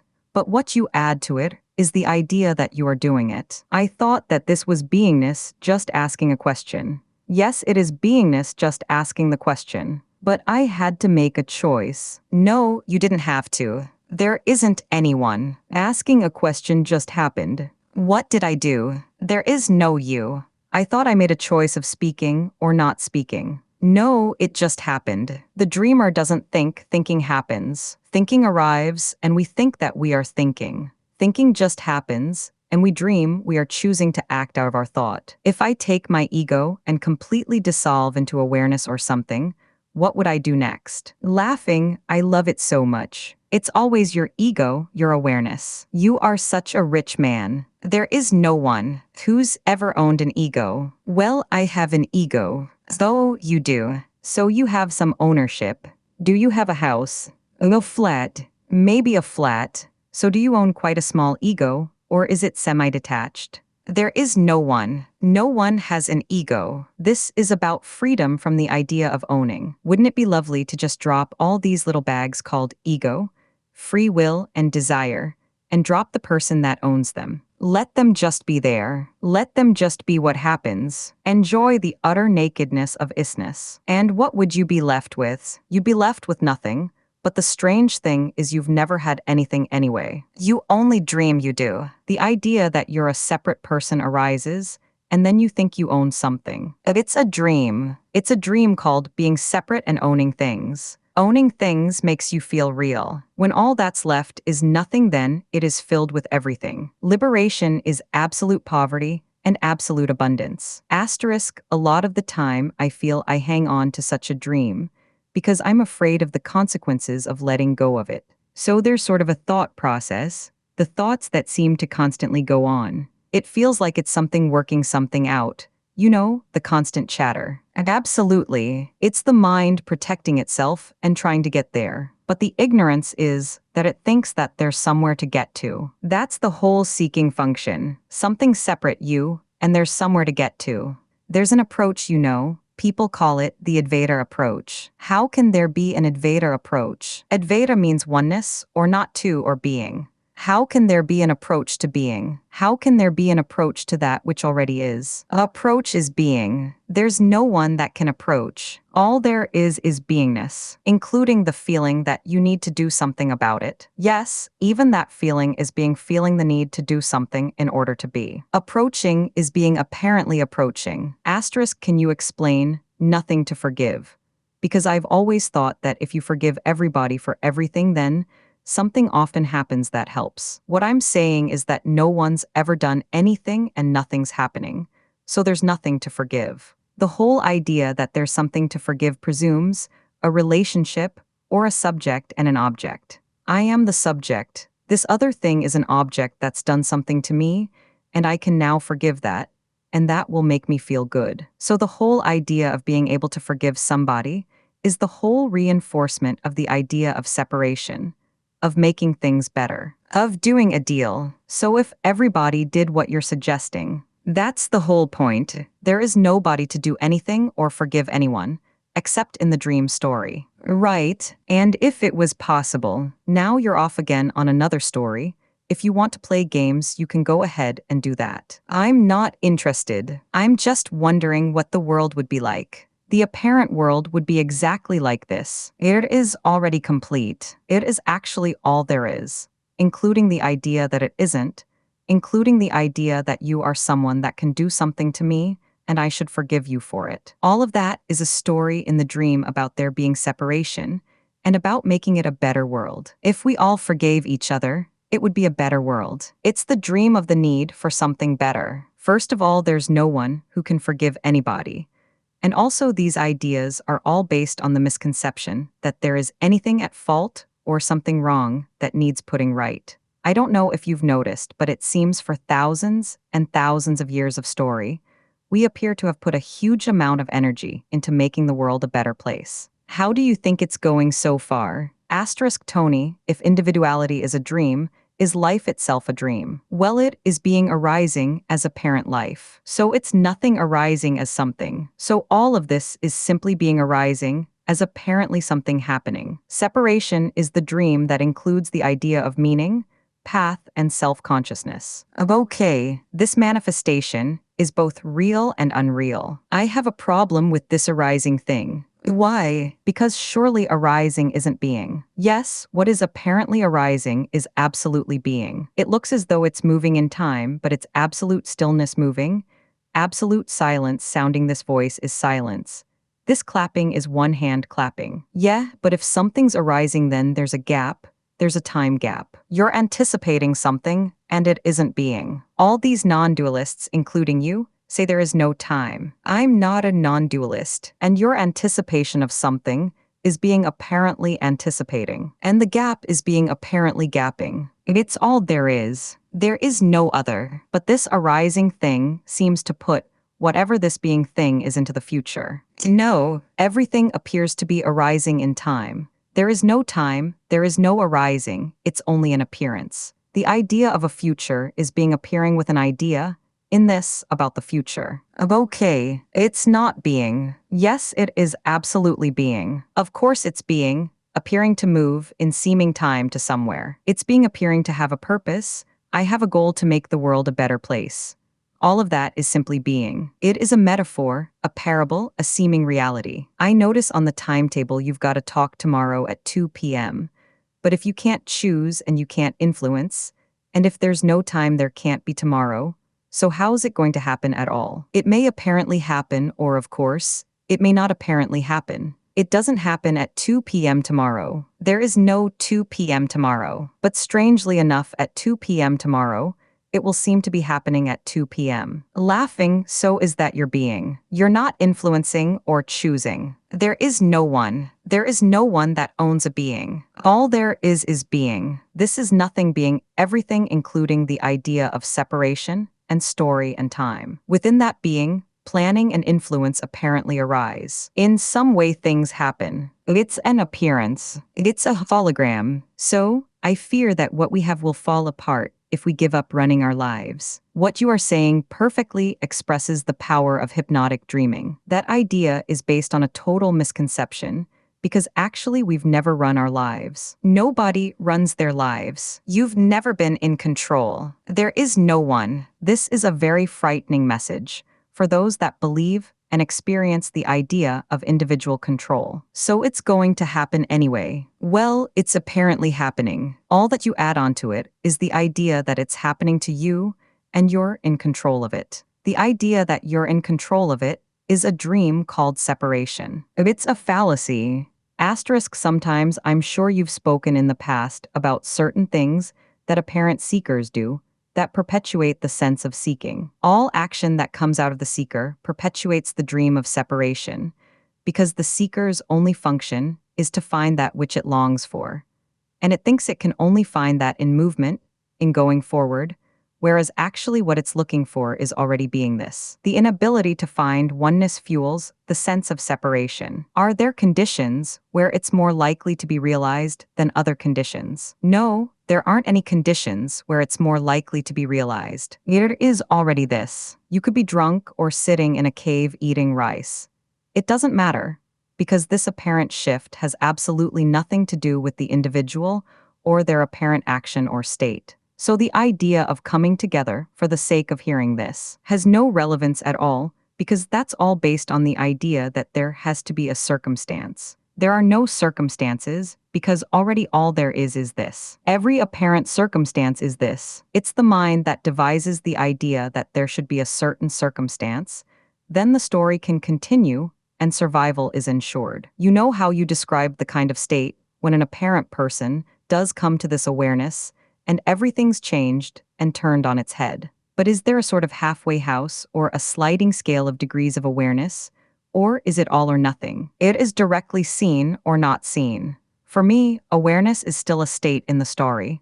There aren't states of being. There is only being, and states arise in being, including the state of awareness or the state of confusion. There is no such thing as half-oneness. So, to come to the realization and the recognition of what I'm trying to ascertain, whether you can sort of be nearly there. No, you can't be nearly being. There is only being.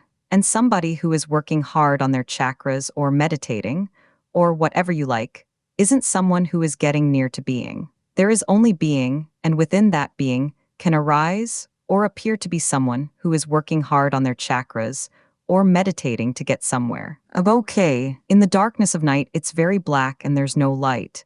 And in the middle of the day, it's very bright. And at dawn and at dusk, it's kind of twilight. Yes, this is the nature of story. Can one detect the onset of awareness through a kind of twilight? No, the whole world that we live in is a reflection of something that's beyond it.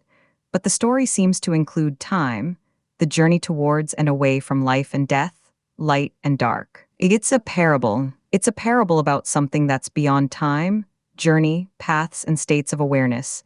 And yet it includes them. Again, being is not knowable. Asterisk at the beginning of this meeting, my mind went absolutely blank and free from the idea of getting anything.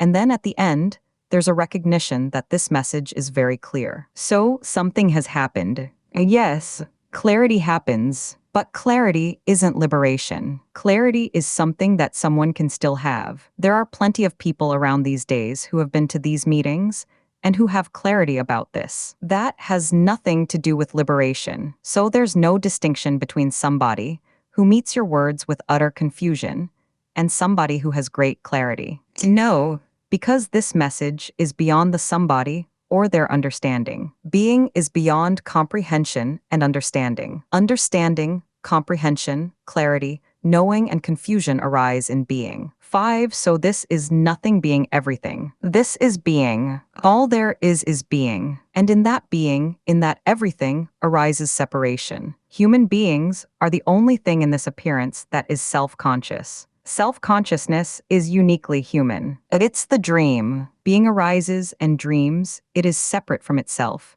And it then spends a lot of time looking all over the place for that which is everywhere. So being is all there is. Self-consciousness is what arises. And the discovery that there is only being has nothing to do with the seeker. So this, what we're communicating here, has nothing to do with you or me. I haven't got something that you don't have. Being cannot be known. As a tiny child, there is just pure being. Just being. And though a child cries and seems hungry, this is being. This is the expression of being simply crying, saying hunger is happening. And then there comes a moment in that child's life when separation happens, when the mother maybe says to the child, "You are Bill or Mary," and somewhere, energetically, there's a sense of being a separate person. For the first time, suddenly, there's an energy that contracts into this sense of being separate. And there's a feeling in the body that the skin is your limitation, that you live in that boundary, and everything else that's happening is happening outside you. So life then is happening to you, and the moment that separation begins, the moment it begins, seeking begins also, because the sense of separation brings a sense of fear, inadequacy, and loss. I've lost something. What is it? What have I lost? Why have I lost it? Why has this happened to me?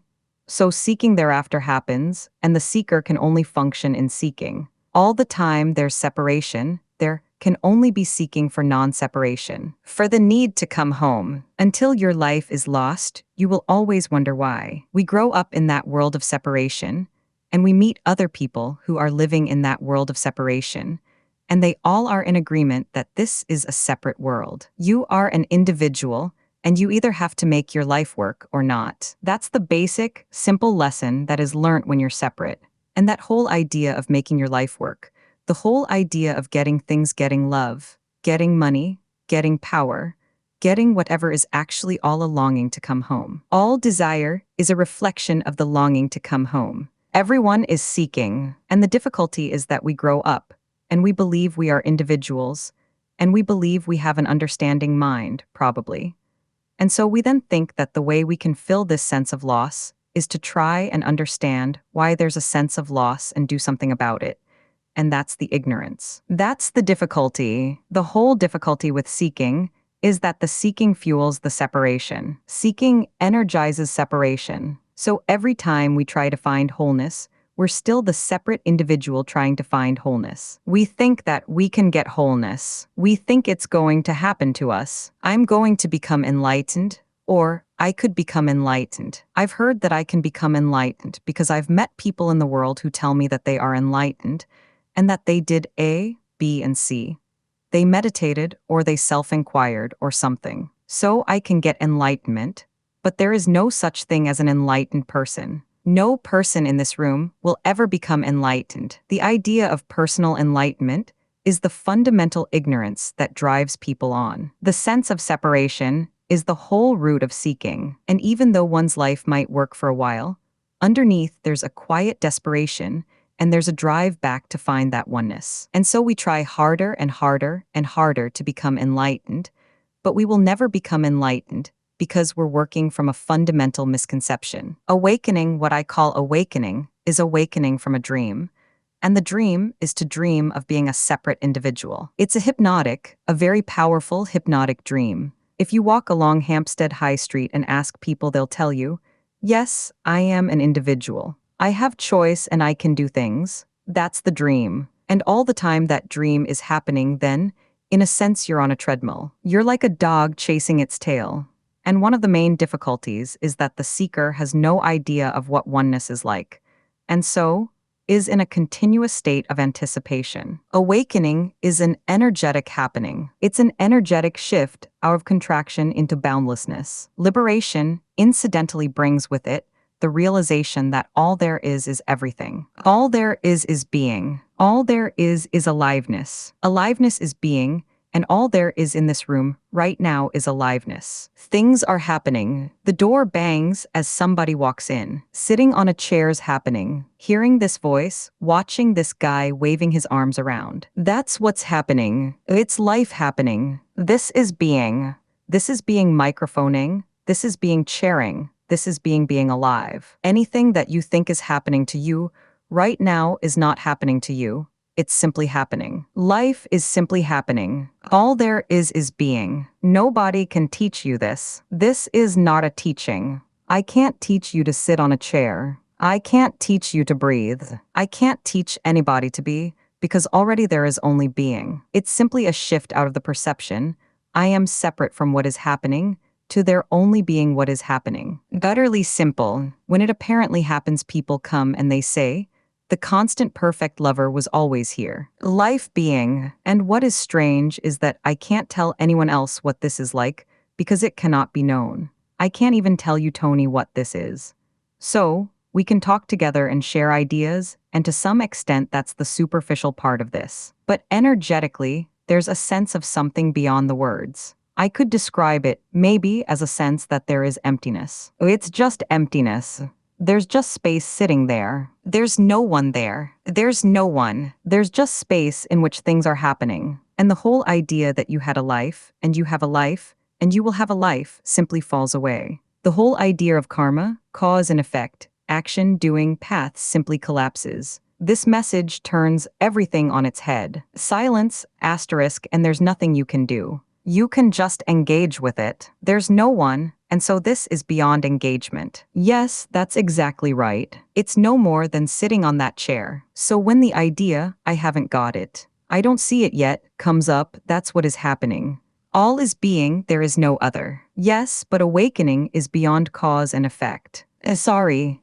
If awakening is beyond cause and effect, I think you were saying beyond cause and effect, no prerequisites. Well, it reveals that cause and effect is a dreamt idea. how is it then that seeking can cause it not to happen, if you see what I mean? If it's beyond cause and effect, how is it that doing certain things like seeking causes it not to happen? But seeking is being. It is what's happening. All the time there's apparent seeking, there is a belief and expectation of apparent cause and effect. So the whole energy of trying to approach something, or seeking to find something, is the energy of anticipation, in time to get that which is timeless and ungettable. But let's be clear that I am not saying seek or don't seek. I am describing the apparent dilemma for the seeker of always functioning in anticipation. The problem with the seeker is that they think they are something. I am something. I am something called a human being.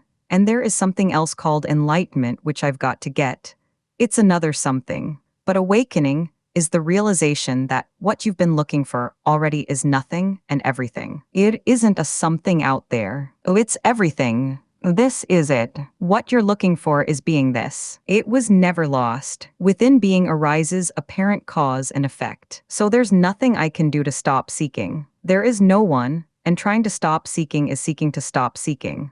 It isn't that there's nothing you can do. There's no one there. All there is life. All there is being. It's not happening to anyone. It's just being. The difficulty is that you think you're a person that has to find something. There's nothing to find. There's nothing to wait for. There's absolutely nothing to know or be aware of. This is it. So how does recognizing that make a difference then? Well, give me a ring when it happens. It's just totally beyond description. You don't recognize it. Recognizing happens. It's stunning. Sorry about that. Exactly. What is stunning about it is that it isn't ecstasy. It's not bliss. It's totally indescribable. Apparently, it happened to somebody in France at a weekend residential. He swam halfway across a river and it happened, and there was a guy swimming next to him, and he realized, there's no way I can tell that guy what this is. It's absolutely stunning, but what's surprising about it is it's totally ordinary and natural. As seekers, there's a veil between the seeker and timeless being. There's a veil of separation. It's an illusory veil, but it's very powerful, and we can't see through the veil. What we do is to keep on seeing everything out there. We don't realize that being is not outside or inside, above or below or before or after. But does it have a different sort of sensory? No, there's no different sense. What I see, you see. Nothing changes, but everything is seen as it is. The perception is different. The perception is totally, fundamentally different. However, that perception arises within being. Tony, in my experience, I notice there is something that's aware of all these things. I'm aware of thoughts coming in my head, different kinds of causes, different effects, different feelings. And yet when I'm looking to see who this me is, there is nothing. And yet, there is something that is aware of what's happening. Awareness is once removed. It's still subtly dual. There's awareness of you sitting on a seat. So there are two things. The sitting on a seat and awareness of it.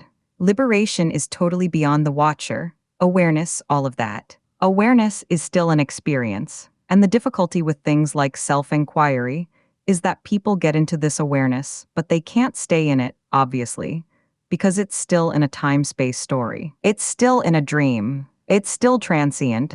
It comes and goes. You can't stay in it, and you try to stay in it, and you can't. There's only one constant being. It never leaves. It doesn't come, and it doesn't go away. And we rush round looking for it. Where is it? Where is it? You can't do being. Is anybody doing breathing? Is anybody doing sitting on a chair? You can't achieve being. Being is all there is, and it speaks through the senses. The senses are shouting at you, look, here I am already. 5 senses, the feelings and thinking are all beingness simply being, and seekers are looking for that which already is, which is absolutely shouting at the seeker, and yet cannot be known.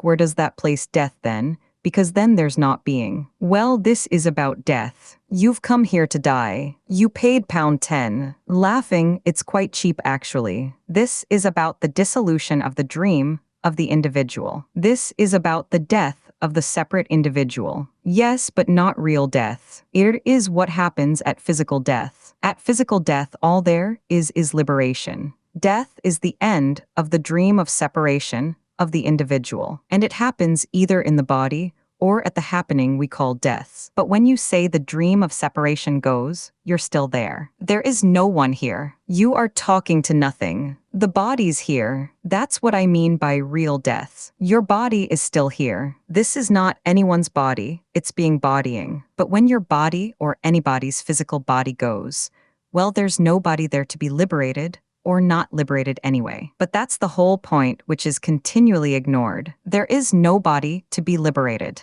Okay, but no, hold on. You didn't hear that. It's not my body. It is body. That's body happening, but it seems to me to be mine. So whether it seems to be mine, what's the difference? The difference is that all the time it seems to be yours, there is a separate entity that dreams that it owns a body. When that dies, it'll be suddenly realized that there is only being. That realization is immeasurable. Well, who will realize that? No one, except there won't be anything there. No, there will only be nothing and everything, and that is being. So why not go on seeking? Absolutely. It's great fun. You know, this isn't about seeking or not seeking. What we're talking about here is totally beyond the idea of stopping seeking. Seeking is the absolute divine expression of being. So there's nothing right or wrong with it. It is aliveness. So nobody gets it right or wrong. Asterisk, does dislike still happen for you? Oh, disliking and liking still happens for no one.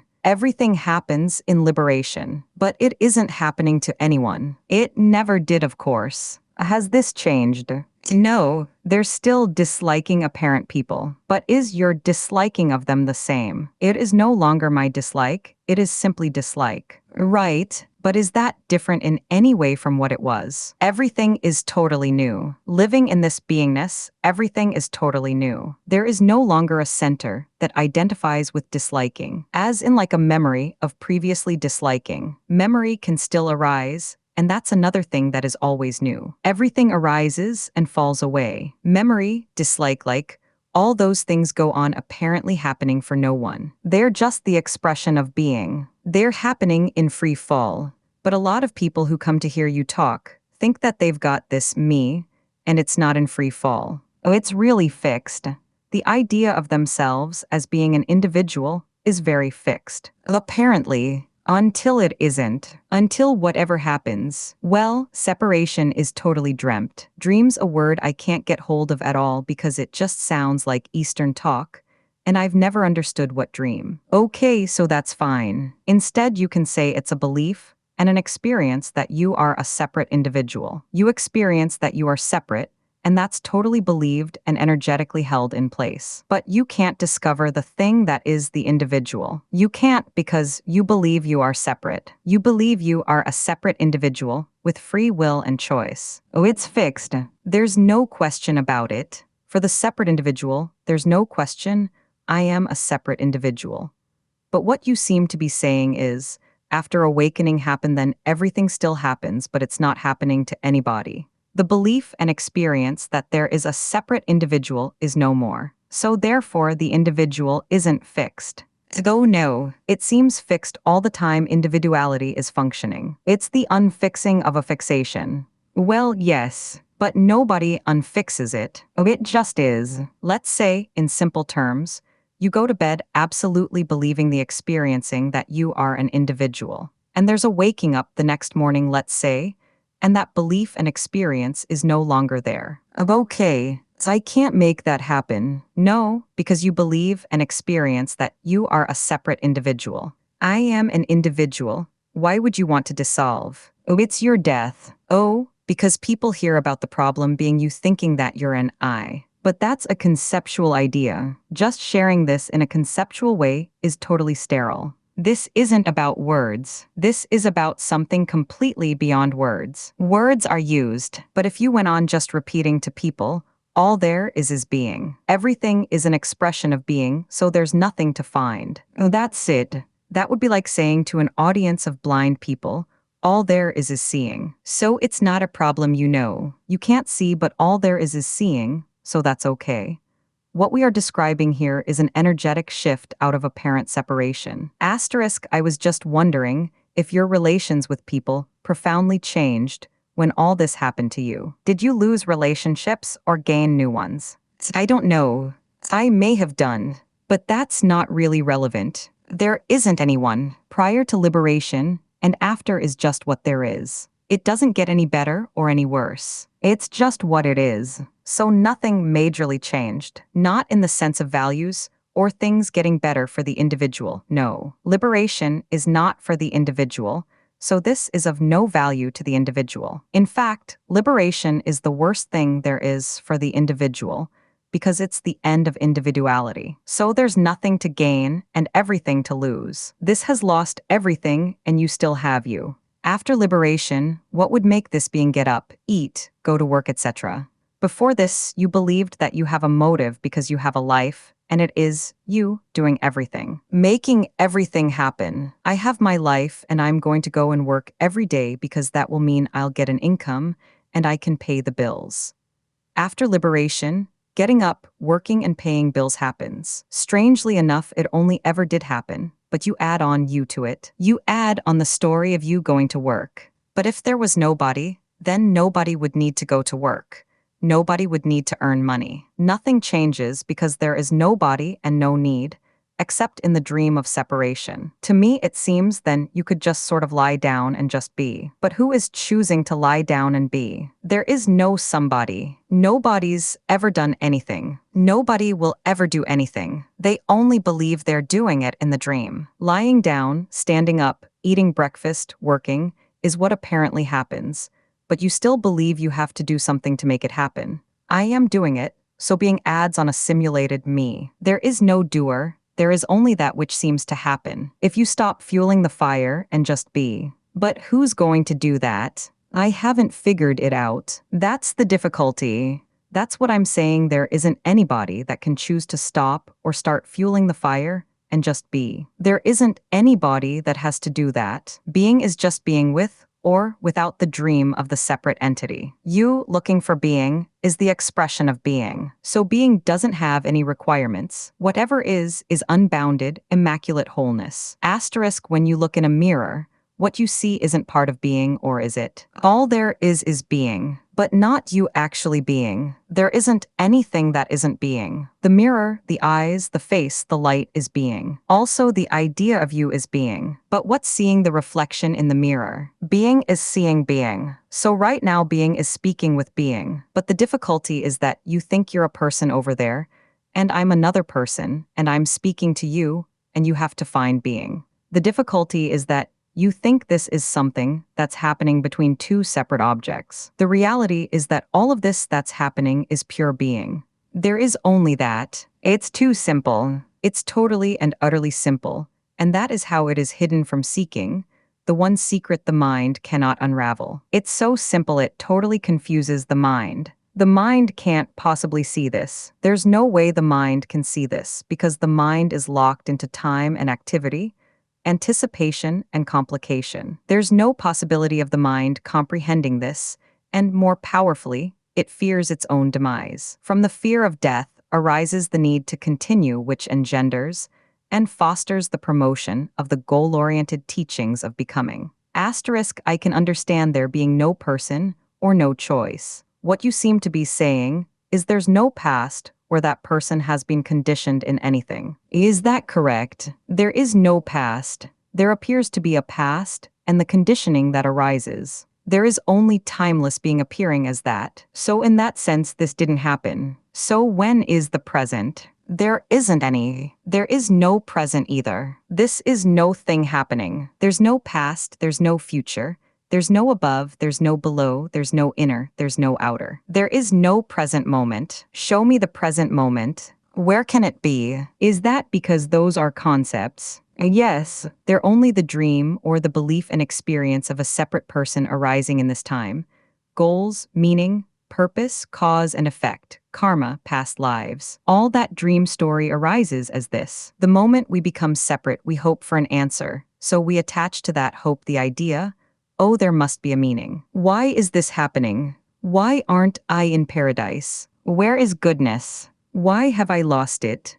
There must be a meaning for this life I have. So what I must do is find meaning. So we go to people who teach us meaning. We go to enlightenment masters who tell us, yes, there is a meaning. I'll teach you how to find meaning through effort, sacrifice, dedication, devotion, change, personal refinement of the body-mind, or whatever other teaching of becoming. If there's no meaning, what stops you from being a couch potato? Nothing. If couch potatoing happens, it happens. There's nobody who can choose to be a couch potato or not be one. So a lot of teachers say, well, Tony Parsons is teaching spiritual laziness. Of course, they're not really hearing what's being said. They think that Tony Parsons is saying, there's nothing you can do, so go and watch EastEnders.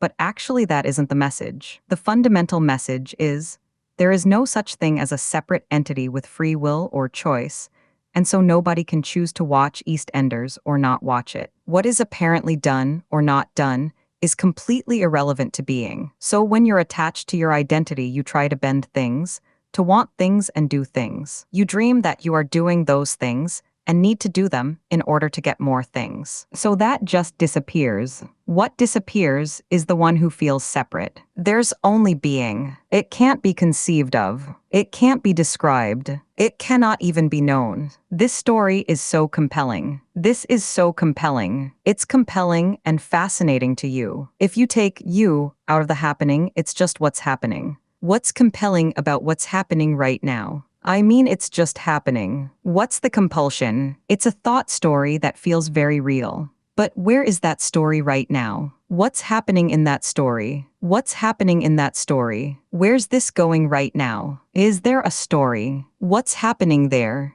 What is sensed there right now in the body? Tiredness.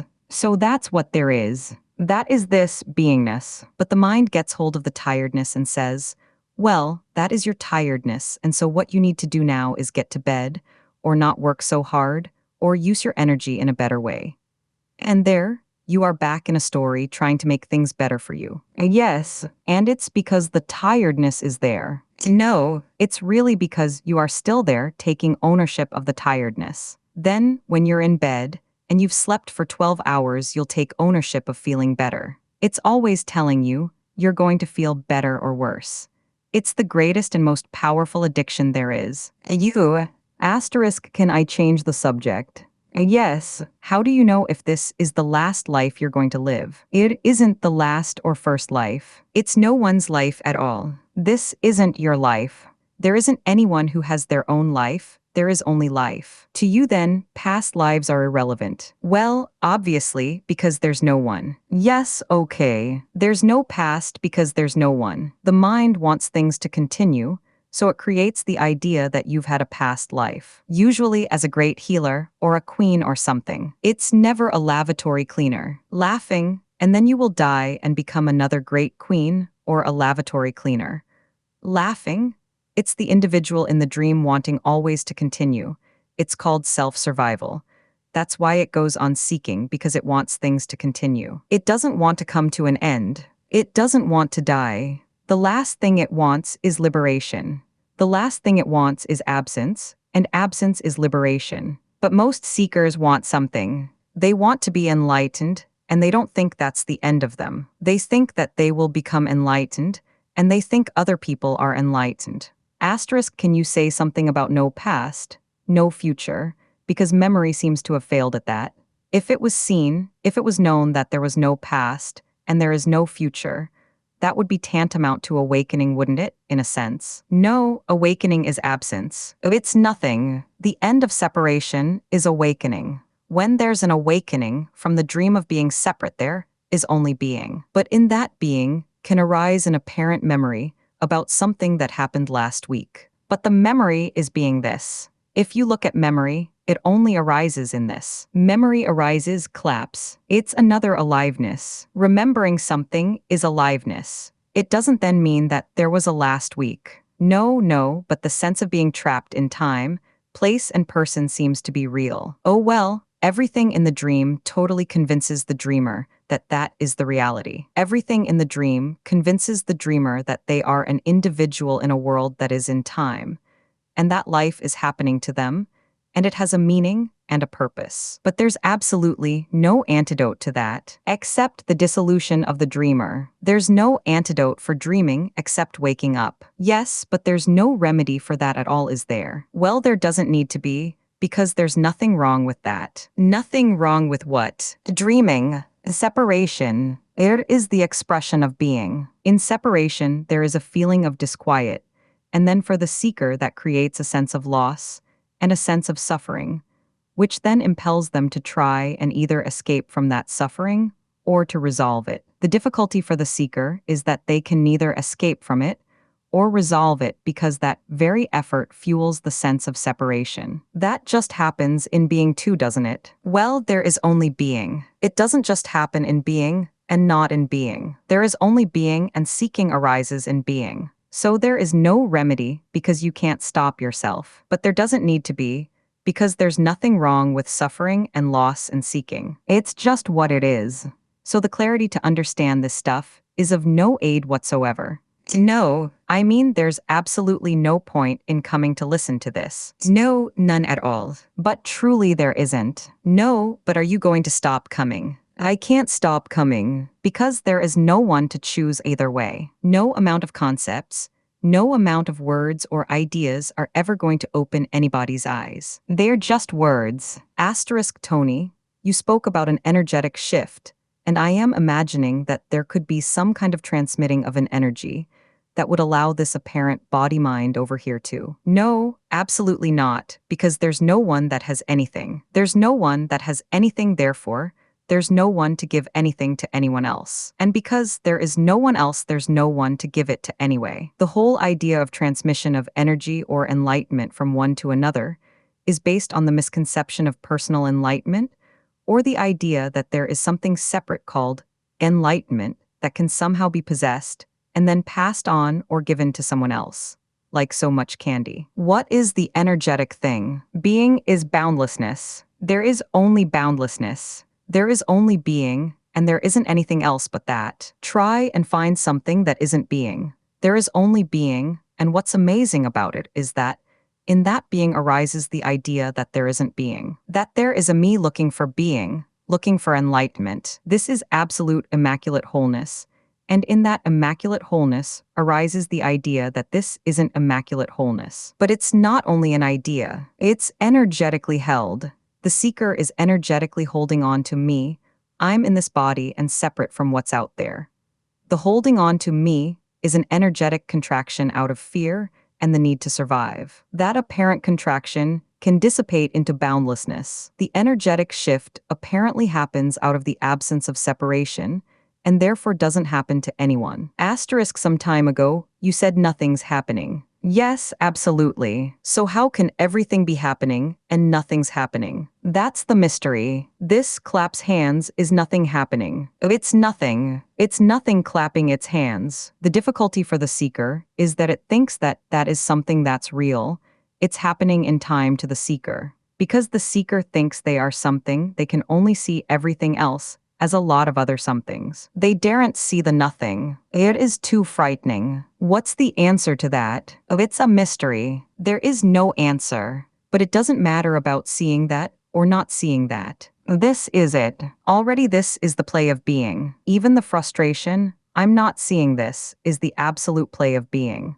So it's not cause and effect. It's nothing to do with proper conditions. There aren't any conditions or cause and effect, except in the dream of becoming. But if you bang your hand on a wall or something, it hurts. The effect is that it hurts. It certainly seems to. So why is that not cause and effect? It only appears to be cause and effect. In the manifestation, there seems to be cause and effect. And the difficulty for the dreamer is that they then apply some sort of fixed reality and meaning to that. And therefore they then follow that by saying, well, if I meditate, I will become still. That's cause and effect. Then I will reach the goal. There is no I, and there is no goal and no time to reach it. So there's apparent cause and effect, not actual cause and effect. There isn't anything that's actual. All manifestation is both real and unreal. It is simply being. Cats are being. Trees are being. Walls are being. Human beings are being and dream. that they are separate from being. So therefore, nothing lies outside of the dream. Oh yes, the dream is the dream of self-consciousness. The dream, or if you prefer, the belief and experience of being separate, is uniquely human. No cat feels separate. Trees don't feel separate. Have you ever come across a self-conscious tree? We walk round as being looking for being. That's the dream from which there can be an awakening. Apparently. But if there were no humans, there'd still be trees and cats. No, there wouldn't. It's like the old saying, if a tree falls in the forest, but you have no one there to hear. Yes. Or if a man's standing in the desert and there's no woman for 2,000 miles, is he still wrong? Laughter, asterisk, I've read that when you become enlightened or free, there will be peace and joy and bliss. It's a way to sell something. You know, the whole enlightenment teaching is about you getting something, and the irony is that enlightenment is about loss. It is about there being no you. There are a lot of teachers who will give this idea lip service. They will start by saying, there is only oneness. Nobody can do anything about enlightenment. It's totally beyond anything. But in the meantime, what you need to do in order to find that out is to meditate or self-inquire, or whatever is the agenda. You have to prepare yourself to discover that there's no one and nothing to prepare for. Laughing, what's your take on all these different descriptions like awakening, self-realization, liberation? Well, I use the words awakening and liberation because I can't think of anything else to use. But there is no such thing as awakening or liberation because nothing's happening anyway. There is only the play of being, so nothing needs to be liberated. But for the seeker, those are just words. Those purely conceptual teachings don't illuminate the apparent dilemma of the seeker, and they also totally ignore the most powerful thing of all, and that is the energetic element. Awakening is an energetic shift. It's about the aliveness of this. What is happening? There is a gift within the essence of what is sensed. You can go on repeating conceptual ideas forever, but ideas are stories about this. For me, awakening is the nearest description I can get to what I see as the apparent awakening from the dream or belief and experience that there is a separate individual. However, there is no one that awakens. So people are going to go pop around you, are they? No, absolutely not. Because this has nothing to do with being around me, because there is no me. But what the seeker is meeting and communicating with is nothing. And when the apparent something meets nothing, there can be an energy shift. Also in that freedom, there is no longer any demand or expectation laid on anyone, and the whole sense of struggle and effort can fall away. Everyone is already seen in wholeness. This is all about rediscovering something that is already being. But by its very nature, it isn't anybody's to give or receive. So I'm the dreamer rather than the dream character, or a bit of both. The dreaming is only about separation. After the dream, after apparent liberation, there are still characteristics. There's still a body-mind that has characteristics. That is aliveness apparently happening. As a dreamed character then, no, the dream is only about the dream of being a separate entity. But the dream's over. Yes, in apparent liberation, the dream of being separate is no more. The curiosity is that adults perpetuate the illusion of separation, but there's no way of stopping the illusion, because the minute you name your child, you've given them an identity. There's nothing wrong with that. That's being playing a game of identification, and everything in the world reinforces that. Labeling, naming, everything you are taught in order to deal with the world. So you grow up trying to make your life work. And one of the ways you make your life work is to try to know everything. I've got to know everything so that I can control it. Maybe when you're 18 years old, you fall in love with this absolutely divine woman. You fall in love, and suddenly, there is the unknown again because falling in love is a very, very similar taste to this. And you fall totally in love with this absolutely divine being. For at least a week, laughing, and then what happens? And then you try to know her. And then the clock's ticking again, and you're back into knowing something so that you can control it. Or you dream that you are. So we try to build a world apparently that we think we know. We think we're doing this. It's being doing it. We believe we go on doing it, and so the world becomes known and dull and seemingly safe. This communication is about totally reawakening to the absolute wonder and naked, vibrant innocence of childlikeness. It's incredibly freeing, but it's also dangerous. It is being in unknowing. Is there fear? Oh, fear can still arise. Anything arises. For no one. It's absolute, boundless, passionate aliveness. You know it sounds so fantastic. Yes, but it's fantastic for no one. Does the passionate aliveness continue? It doesn't continue because it never started or stopped.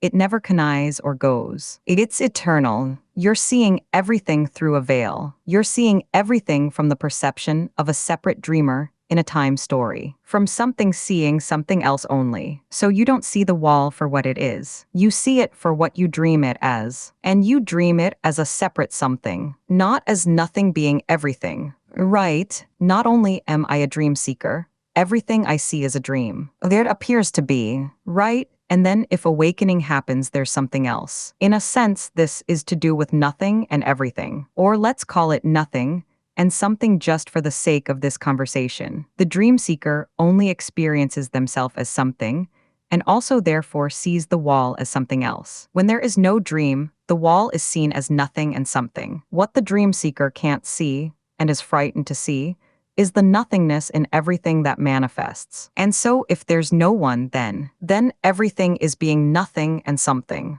Right, so then they're the same thing. Yes, but in a sense, everything is perceived differently because it's seen as it really is, which is nothing arising as everything, which is beingness. But there has never not been no one. Though no, and absolutely, there is only beingness. But now we're back into parables, I'm afraid. There is only nothing appearing as everything, and in the everything arises the idea that there is an individual who only sees something separate. I get really tangible, deep feelings of what you're talking about. And yes, this is all about sensing the immediate vibrant aliveness in the senses that are this gift of unknowing. Asterisk, what's your sense of standing here right now? Is there any way of describing that? Warmth. There's being warmth, excitement, feet on the ground. Somebody's moved just over there. Cars going by, but they don't add up to a kind of something. No, they just are what's apparently happening. The formless in form.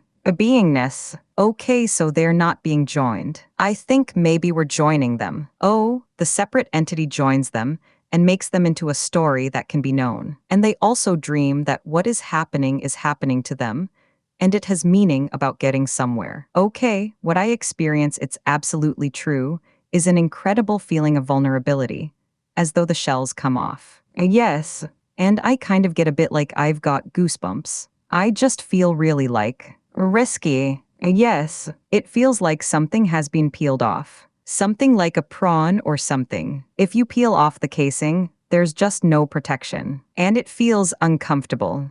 If I don't go into a story, it just feels uncomfortable physically. The way you get back to being you and feeling safe is to go into the apparent story of you in time. Yes, but do you just cope with that vulnerability and go with it? No, there is no one to cope with anything. There is just nakedness. It just all happens then. It's like being naked and open to everything, and there's a sense of risk about it. Everything is suddenly unknown and very alive. There are no filters. You get used to it. There is no one to get used to anything. There are no artificial filters that you previously provided as an individual. That's why it's got nothing to do with what people call detachment. It's totally full-on aliveness. For no one, Tony, this sense of vulnerability is because all the filters have come off. I sometimes wonder what that was. What was that sense of security, those filters? It's a false sense that first of all there is someone. I am a separate person, and everything out there is separate from me, and in some way or other is threatening. So I put up filters. I protect myself by trying to inhibit feelings. Another way I protect myself from those things that arise as threatening is to get to understand what they are. Basically, we try to understand what there is out there that seems threatening so that we can know it and control it. It's an artificial filter that we seem to construct in the hypnotic dream of being separate. I remember once this vulnerability and saying to myself, this is this and that's that, and feeling immediately much more secure. Quite often people say to me that openness has happened. The other night this happened. And immediately, the mind came back with a story or anything to get them back to being a person. Oh God, let me think of something. My bank overdraft, for instance. Anything that will bring me back into being an individual. And people apparently have games that go on keeping them stuck in individuality for fear of boundlessness. So in a sense, are you saying instead of being a reference point on a map, you become the whole map? Yes, I like that. But there is no you to be anywhere. The sense of location is something that's definitely going on. In liberation, there can still be a sense of location where there is just what's going on. There are no reference points. There's nothing that's going on for something. There's just what's going on. And there's no difference between being anywhere and anywhere else. No, of course not. There is only beingness. When I get back to the U.S., my parents are going to be picking me up at the airport, and I was trying to think of how to describe this week, laughing. And so I thought I will say, well, I went to England to learn something from a man who says he is not there, who has nothing to teach, and I am not there either. It is all pointless, and it is hopeless, and I paid good money for it, and I am thinking of going back in November next year. Laughing, I think that needs some work, you know. Yes, I think so. They could take you directly to an institution. I have learned by experience, with the Tony Parsons happening, that when you go home, the best thing to do is to find yourself a quiet corner and not say anything to anybody, because you cannot explain the unexplainable. It's really best just to say as little as possible. Asterisk, the only thing about all of this is that it's very easy to get back into the concepts about this, about meing and being, and about there being no one, there only being oneness, and all of those ideas, and really lose the main essence of this message. You described telling somebody when you go home, I met this man who says there is no one there, and I am not there, and there is no meaning. All of that is the part of this message that leaves the apparent seeker with nothing to get hold of. However, the most vital and relevant communication in the open secret is the vibrant aliveness of just what is happening. Seeing, hearing, breathing, and thinking, and also the arising of feelings. We tend to have feelings that arise and then we poke them with a stick. Laughing, the mind will say, well, why do I feel anger or sadness? So we must work out why, or we must do something with anger or sadness like honor it or share it with other people. We can't just let it be there. And this message is absolutely about this aliveness, the aliveness that is simple and present and is the only constant. This is the song of love. The song of freedom is in our bodies, in our senses, all the time constantly being and speaking to us through the body. And the whole thing about not being here, and there being no meaning, is just incidental to that absolute passionate aliveness. Asterisk, so is the aliveness as real as the nothing. The aliveness is nothing being something, so the aliveness is both real and unreal. Nothing appearing as being alive. This is nothing, claps hands clapping. We tend to think in terms of being in a place called liberation, or whatever you like, or even being in a place called being. Being is in this, claps hands, all is being. It's as simple and immediate as that. What is happening is this, aliveness being. It can't be known and doesn't need to be known and held onto.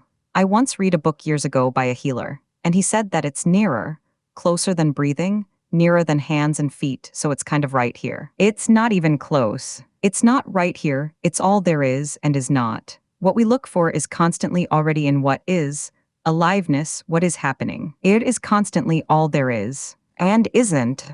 I don't know if anyone else has experienced this. A couple of times I have just been doing something very ordinary, like drying my hands, and I've suddenly looked down, as if I am seeing my hands for the first time. It was so different from all the other times that I've apparently seen them, but I just couldn't let go.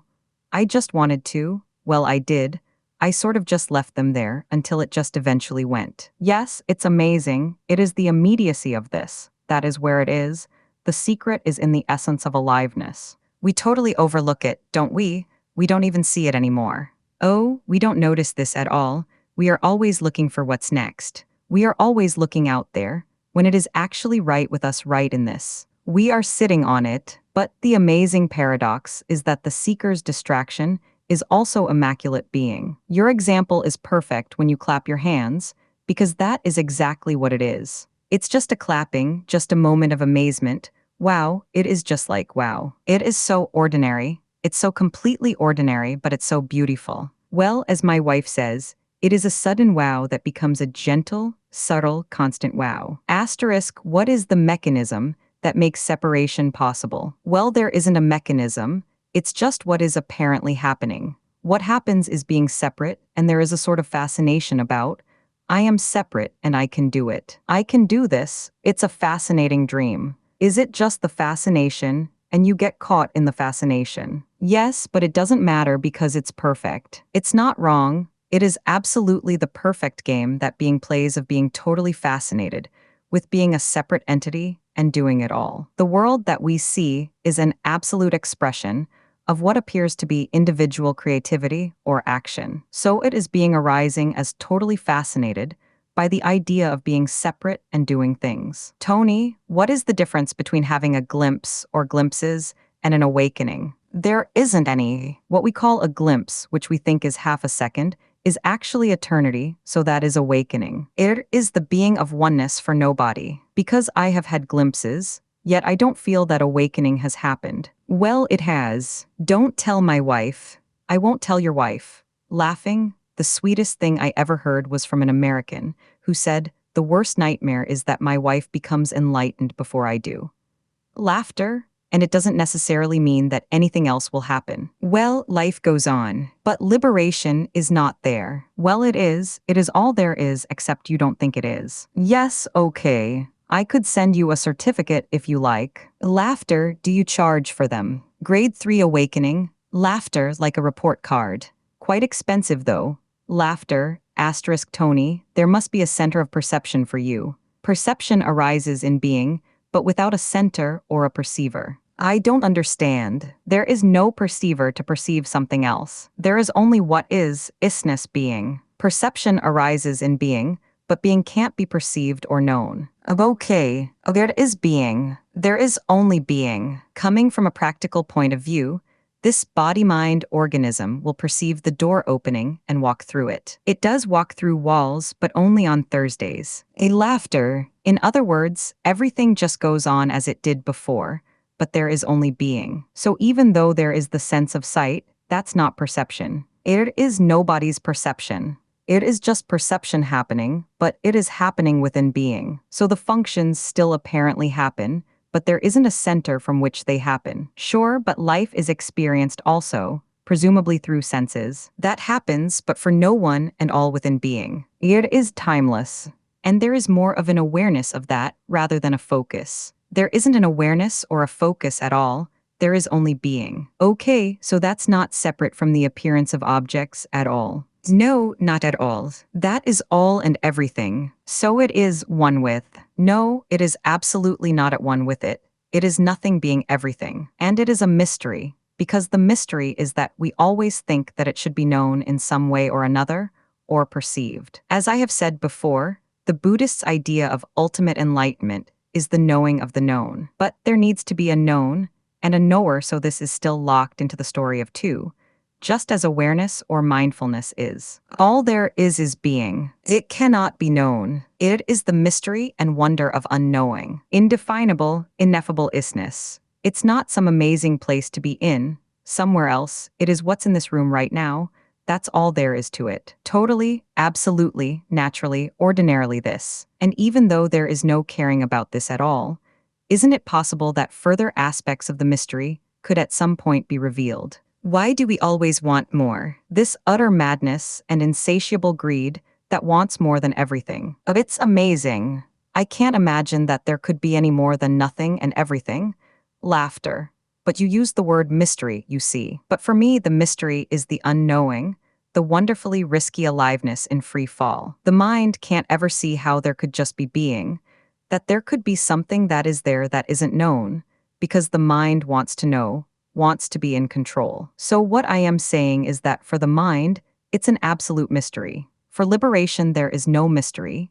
There is just what there is, but it is apparently arising in unknowing. So are you saying, when you say mystery, you mean that it's unexplainable? It is unexplainable to the mind, essentially, whereas in liberation, there is no longer anything that needs an explanation. That needs knowing. It's because we want to narrow the thinking. We can't squeeze it into thought. No, you can't possibly. You can't know it. It's like the eye trying to see itself. Asterisk and the enduring paradox is that as long as there is separation, there is a seeker.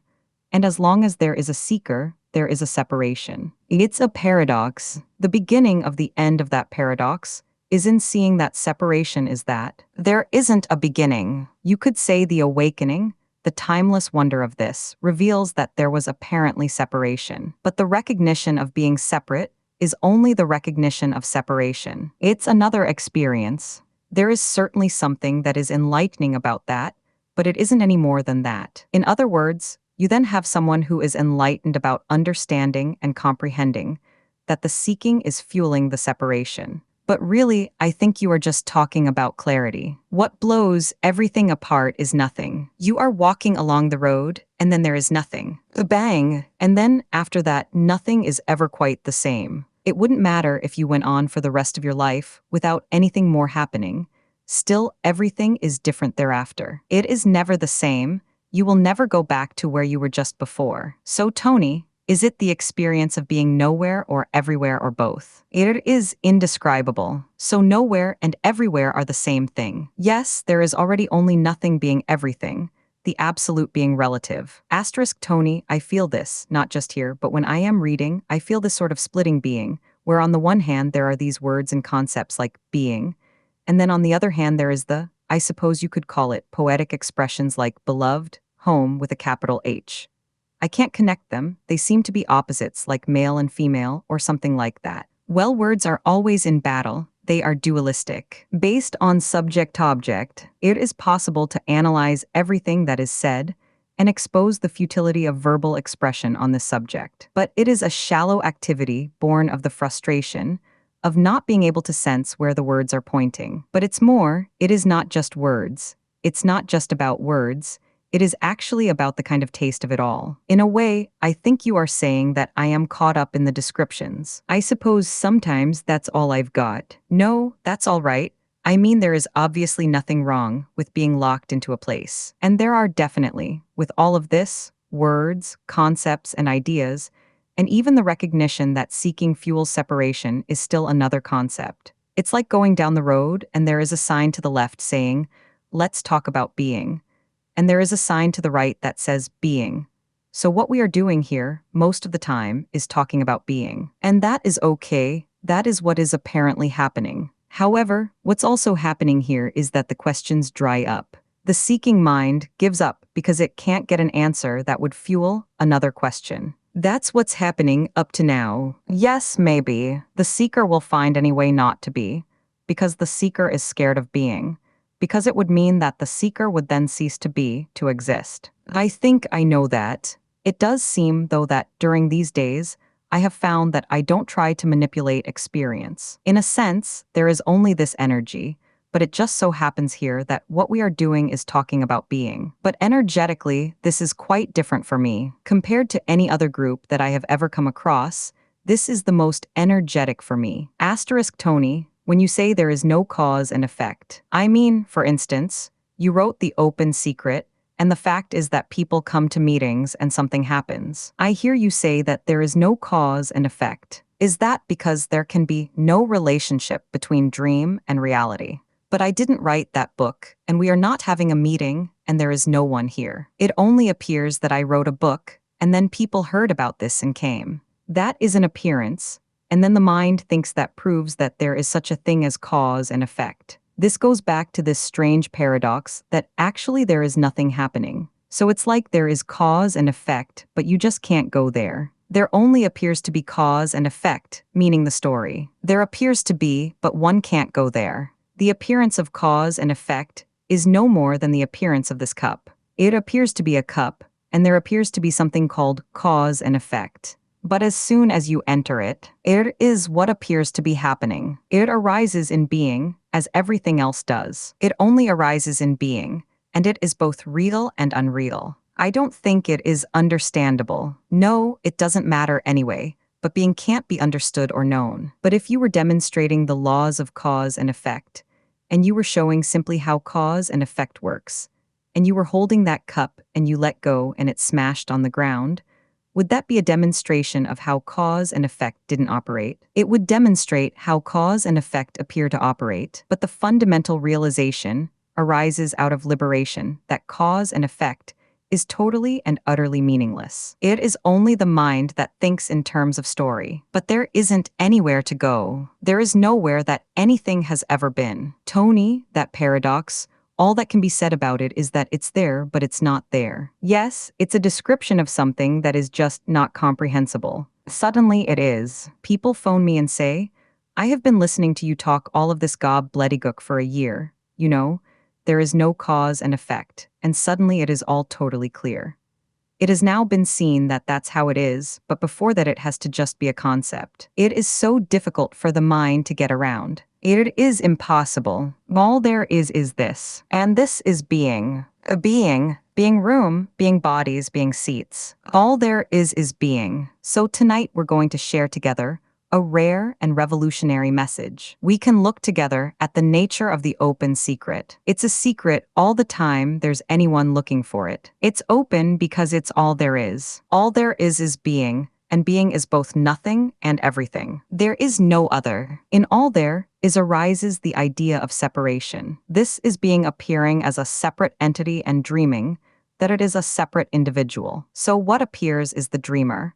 And the dreamer's function is only to dream in separation as an individual. And when that takes place, there's a feeling of discomfort, there's a feeling of loss. So from the moment of separation, as a tiny child, there is seeking. The clock starts ticking and seeking happens. And that seeking is the longing to fill that sense of loss. All teachings of becoming teach you that you are a separate individual, and you have a choice, and you have to make an effort to get to somewhere. And that whole belief system reinforces the power of the dream and the sense of separation. It's just the dream. It's a story. It's the apparent story of being seeking being. But it is possible, when there's a readiness and it's nobody's readiness, that something else will be heard. Another possibility that's totally revolutionary will be heard. And what can be heard is that there is an awakening from the dream. But it won't be the dreamer that awakens from the dream. The dreamer, the seeker, suddenly is no more, and that is the awakening. It's a fundamental shift in perception that happens, but there is no one who can make that happen, nor will the awakening happen to anyone. No one can do it for you, and you can't do it because you, the seeker, can only function in the moving story of finding, of anticipating. It's going to be the next time. It's going to be after the next meditation. It's going to be on the next page. The answers could be on the next page. The dreamer always lives in anticipation. The clock is always ticking. Liberation incidentally brings with it the realization that there is no clock. There is no dreamer. There is no seeker, no guru. There is no awakening or liberation. All there is being. So, together perhaps we will find that questions can arise.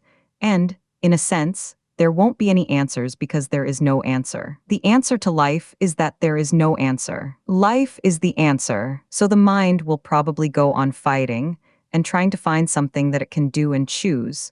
But here it may be discovered that that's not possible. There is an argument that questioning keeps on regenerating itself through dialogues, but that need not happen here. The mind discovers here that there is nowhere to get to, and so it can give up. So life, this, is apparently happening. It's simply happening in nothing. This is a totally fundamental shift that's so simple it completely confounds the mind. It's just aliveness with no one being alive. Asterisk Tony. At the moment, there seems to be a sort of slight background dull sense of dissatisfaction, or something being missing in the mind-body. And that is totally okay. Is it? Laughter, why does it have to be totally okay? Well, I don't feel like I am trying to get out of that. I am just wanting to talk about it. So you have now started telling a story, that there is dissatisfaction, and that it is totally okay. So presumably, it is totally okay with someone that there is dissatisfaction. That's a story. So it is a comment on experience really. You are back into a story about it, things being okay. What this is saying is that all there is what there is, including dissatisfaction. But let's hold on to that. There is dissatisfaction, and then there might be the idea that that's absolutely okay. In that sense, they are both what there is, but the difficulty is that the mind then links up the idea that that is totally okay with it. And this is the beginning of the whole process of story about an individual getting somewhere called being okay. There is some sense of dissatisfaction, loss, or whatever, and there is some sense of that being okay as well. And also, there is something about that being okay to have that. Yes, go on. There is an idea which is that seeing dissatisfaction as okay or being aware of it is in some way useful. But there is something going on in there about dealing with whatever arises. In other words, whatever arises, if it is seen in a certain way as being okay or is seen in awareness, then somewhere that deals with it. Right, and so you have still got a businessman in there. However sophisticated that may be, there is still something dealing with what is happening, or trying to, which is also a meditative type angle, isn't it? When we see that, it's different. There is nothing to be done about that, that's what it is. That feeling of disquiet, where does it come from? Nothing, laughter, it doesn't denote anything. There you go. Laughter actually, does it denote anything?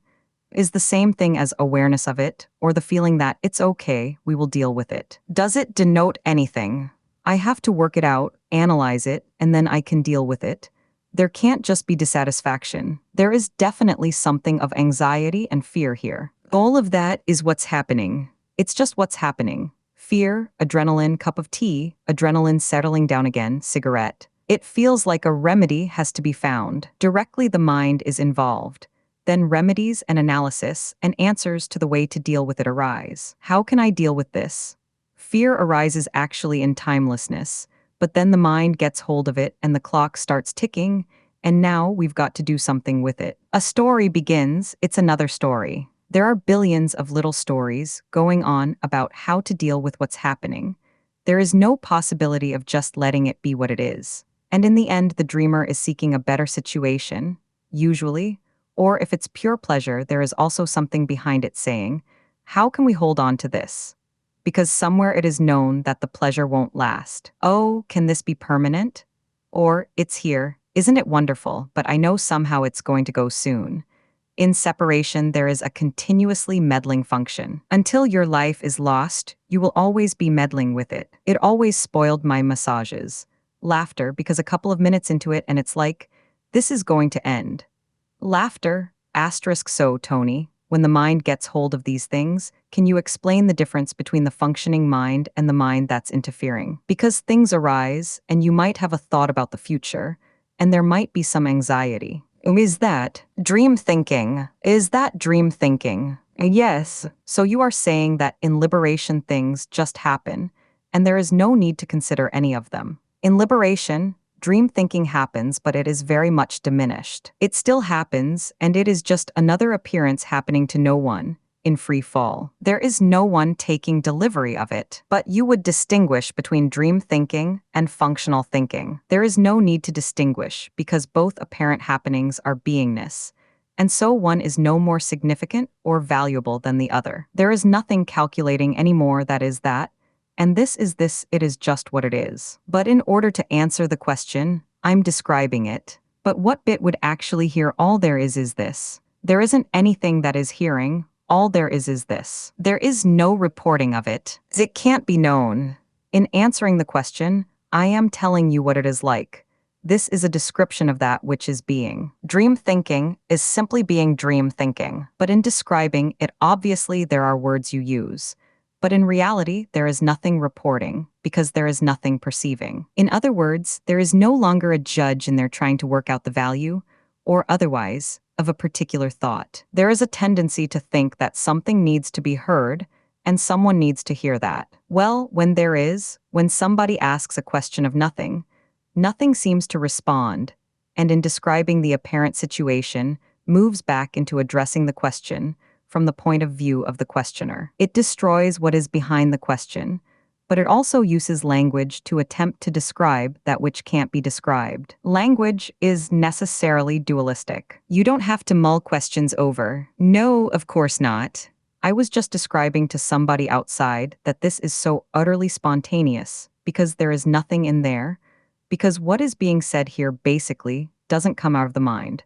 The mind isn't in this at all. This is just coming out of nothing, so there is no monitoring of it, and there is nothing in the way of what's being said. If the response was from the mind's understanding, you would be getting totally different answers that would be locked into logic, story, and the idea of becoming. Asterisk seems like what is going on here is very dangerous in a way because you are ruining the dream. Yes, but it is only dangerous for the illusory individual locked in separation. There is no one ruining an apparent dream. The ignorance of the dream of becoming is exposed, and we can't go back. There is no forward or back. Compassion is the destroyer of illusion. It isn't helping ladies over the road or helping people get through life. Compassion doesn't help the separate individual.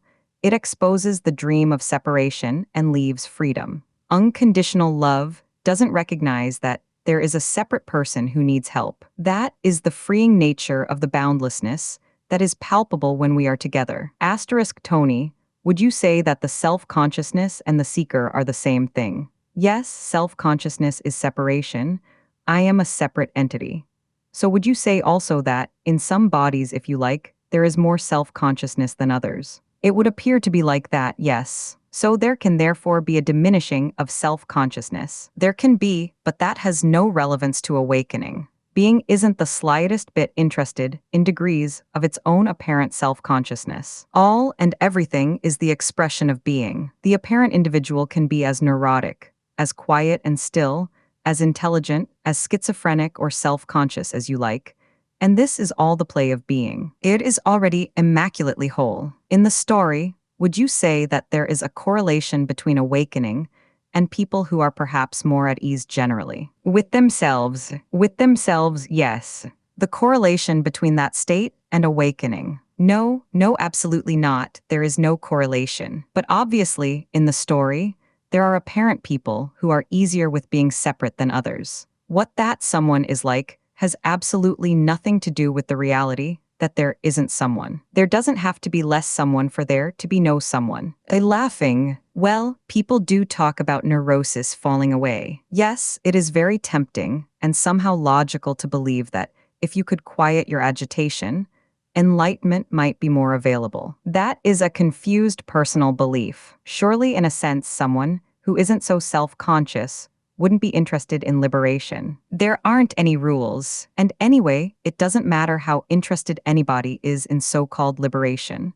Already there is wholeness. Being interested, or even passionately devoted to finding enlightenment, is what is apparently happening in the fairy story of seeking what already is. Asterisk, we are going to climb a mountain this afternoon, and I realized I was thinking that would be great, because I feel I want to be away from voices and stuff. And that's just mind. It's got nothing to do with. Yes, it wouldn't matter if you climbed 60 mountains this afternoon. It's no different than this. It is just that you think it is. Wherever you apparently go, there is only ever silence, being. So-called voices and stuff are simply being, just as your apparent need to escape from them is. It's a judgment about what's it all about. Yes, because all this speaking that is going on here is all simply silent sounding. That's why I would never try to impose the idea of a silent retreat, because that idea is based on the misconception that not speaking is silence, and silence is somehow better than apparent sound. However, in these meetings, much silence happens organically because the mind just gives up. Sometimes I get that, and sometimes I am just all rigid about it. When there is no one, there is no need for difference. That's the difference. All there is what's happening, and it doesn't matter if that's an inhibition or a thought. It doesn't matter if it's dream thinking, it is what's happening. The frustration and anger of not getting this can be what's happening. Resistance or non-resistance to this may also be what's happening. Sitting on the seat, drinking tea, walking, feeling warm, feeling cold, there is only ever what is happening, including deep sleep when nothing is what is happening. There is only being that which is apparently happening. We can't escape or attain or be aware of being. It is simply what it is. It is totally open, and it's totally secret all the time. There is an apparent seeking of it. What is sought can never be known, but has also never been lost.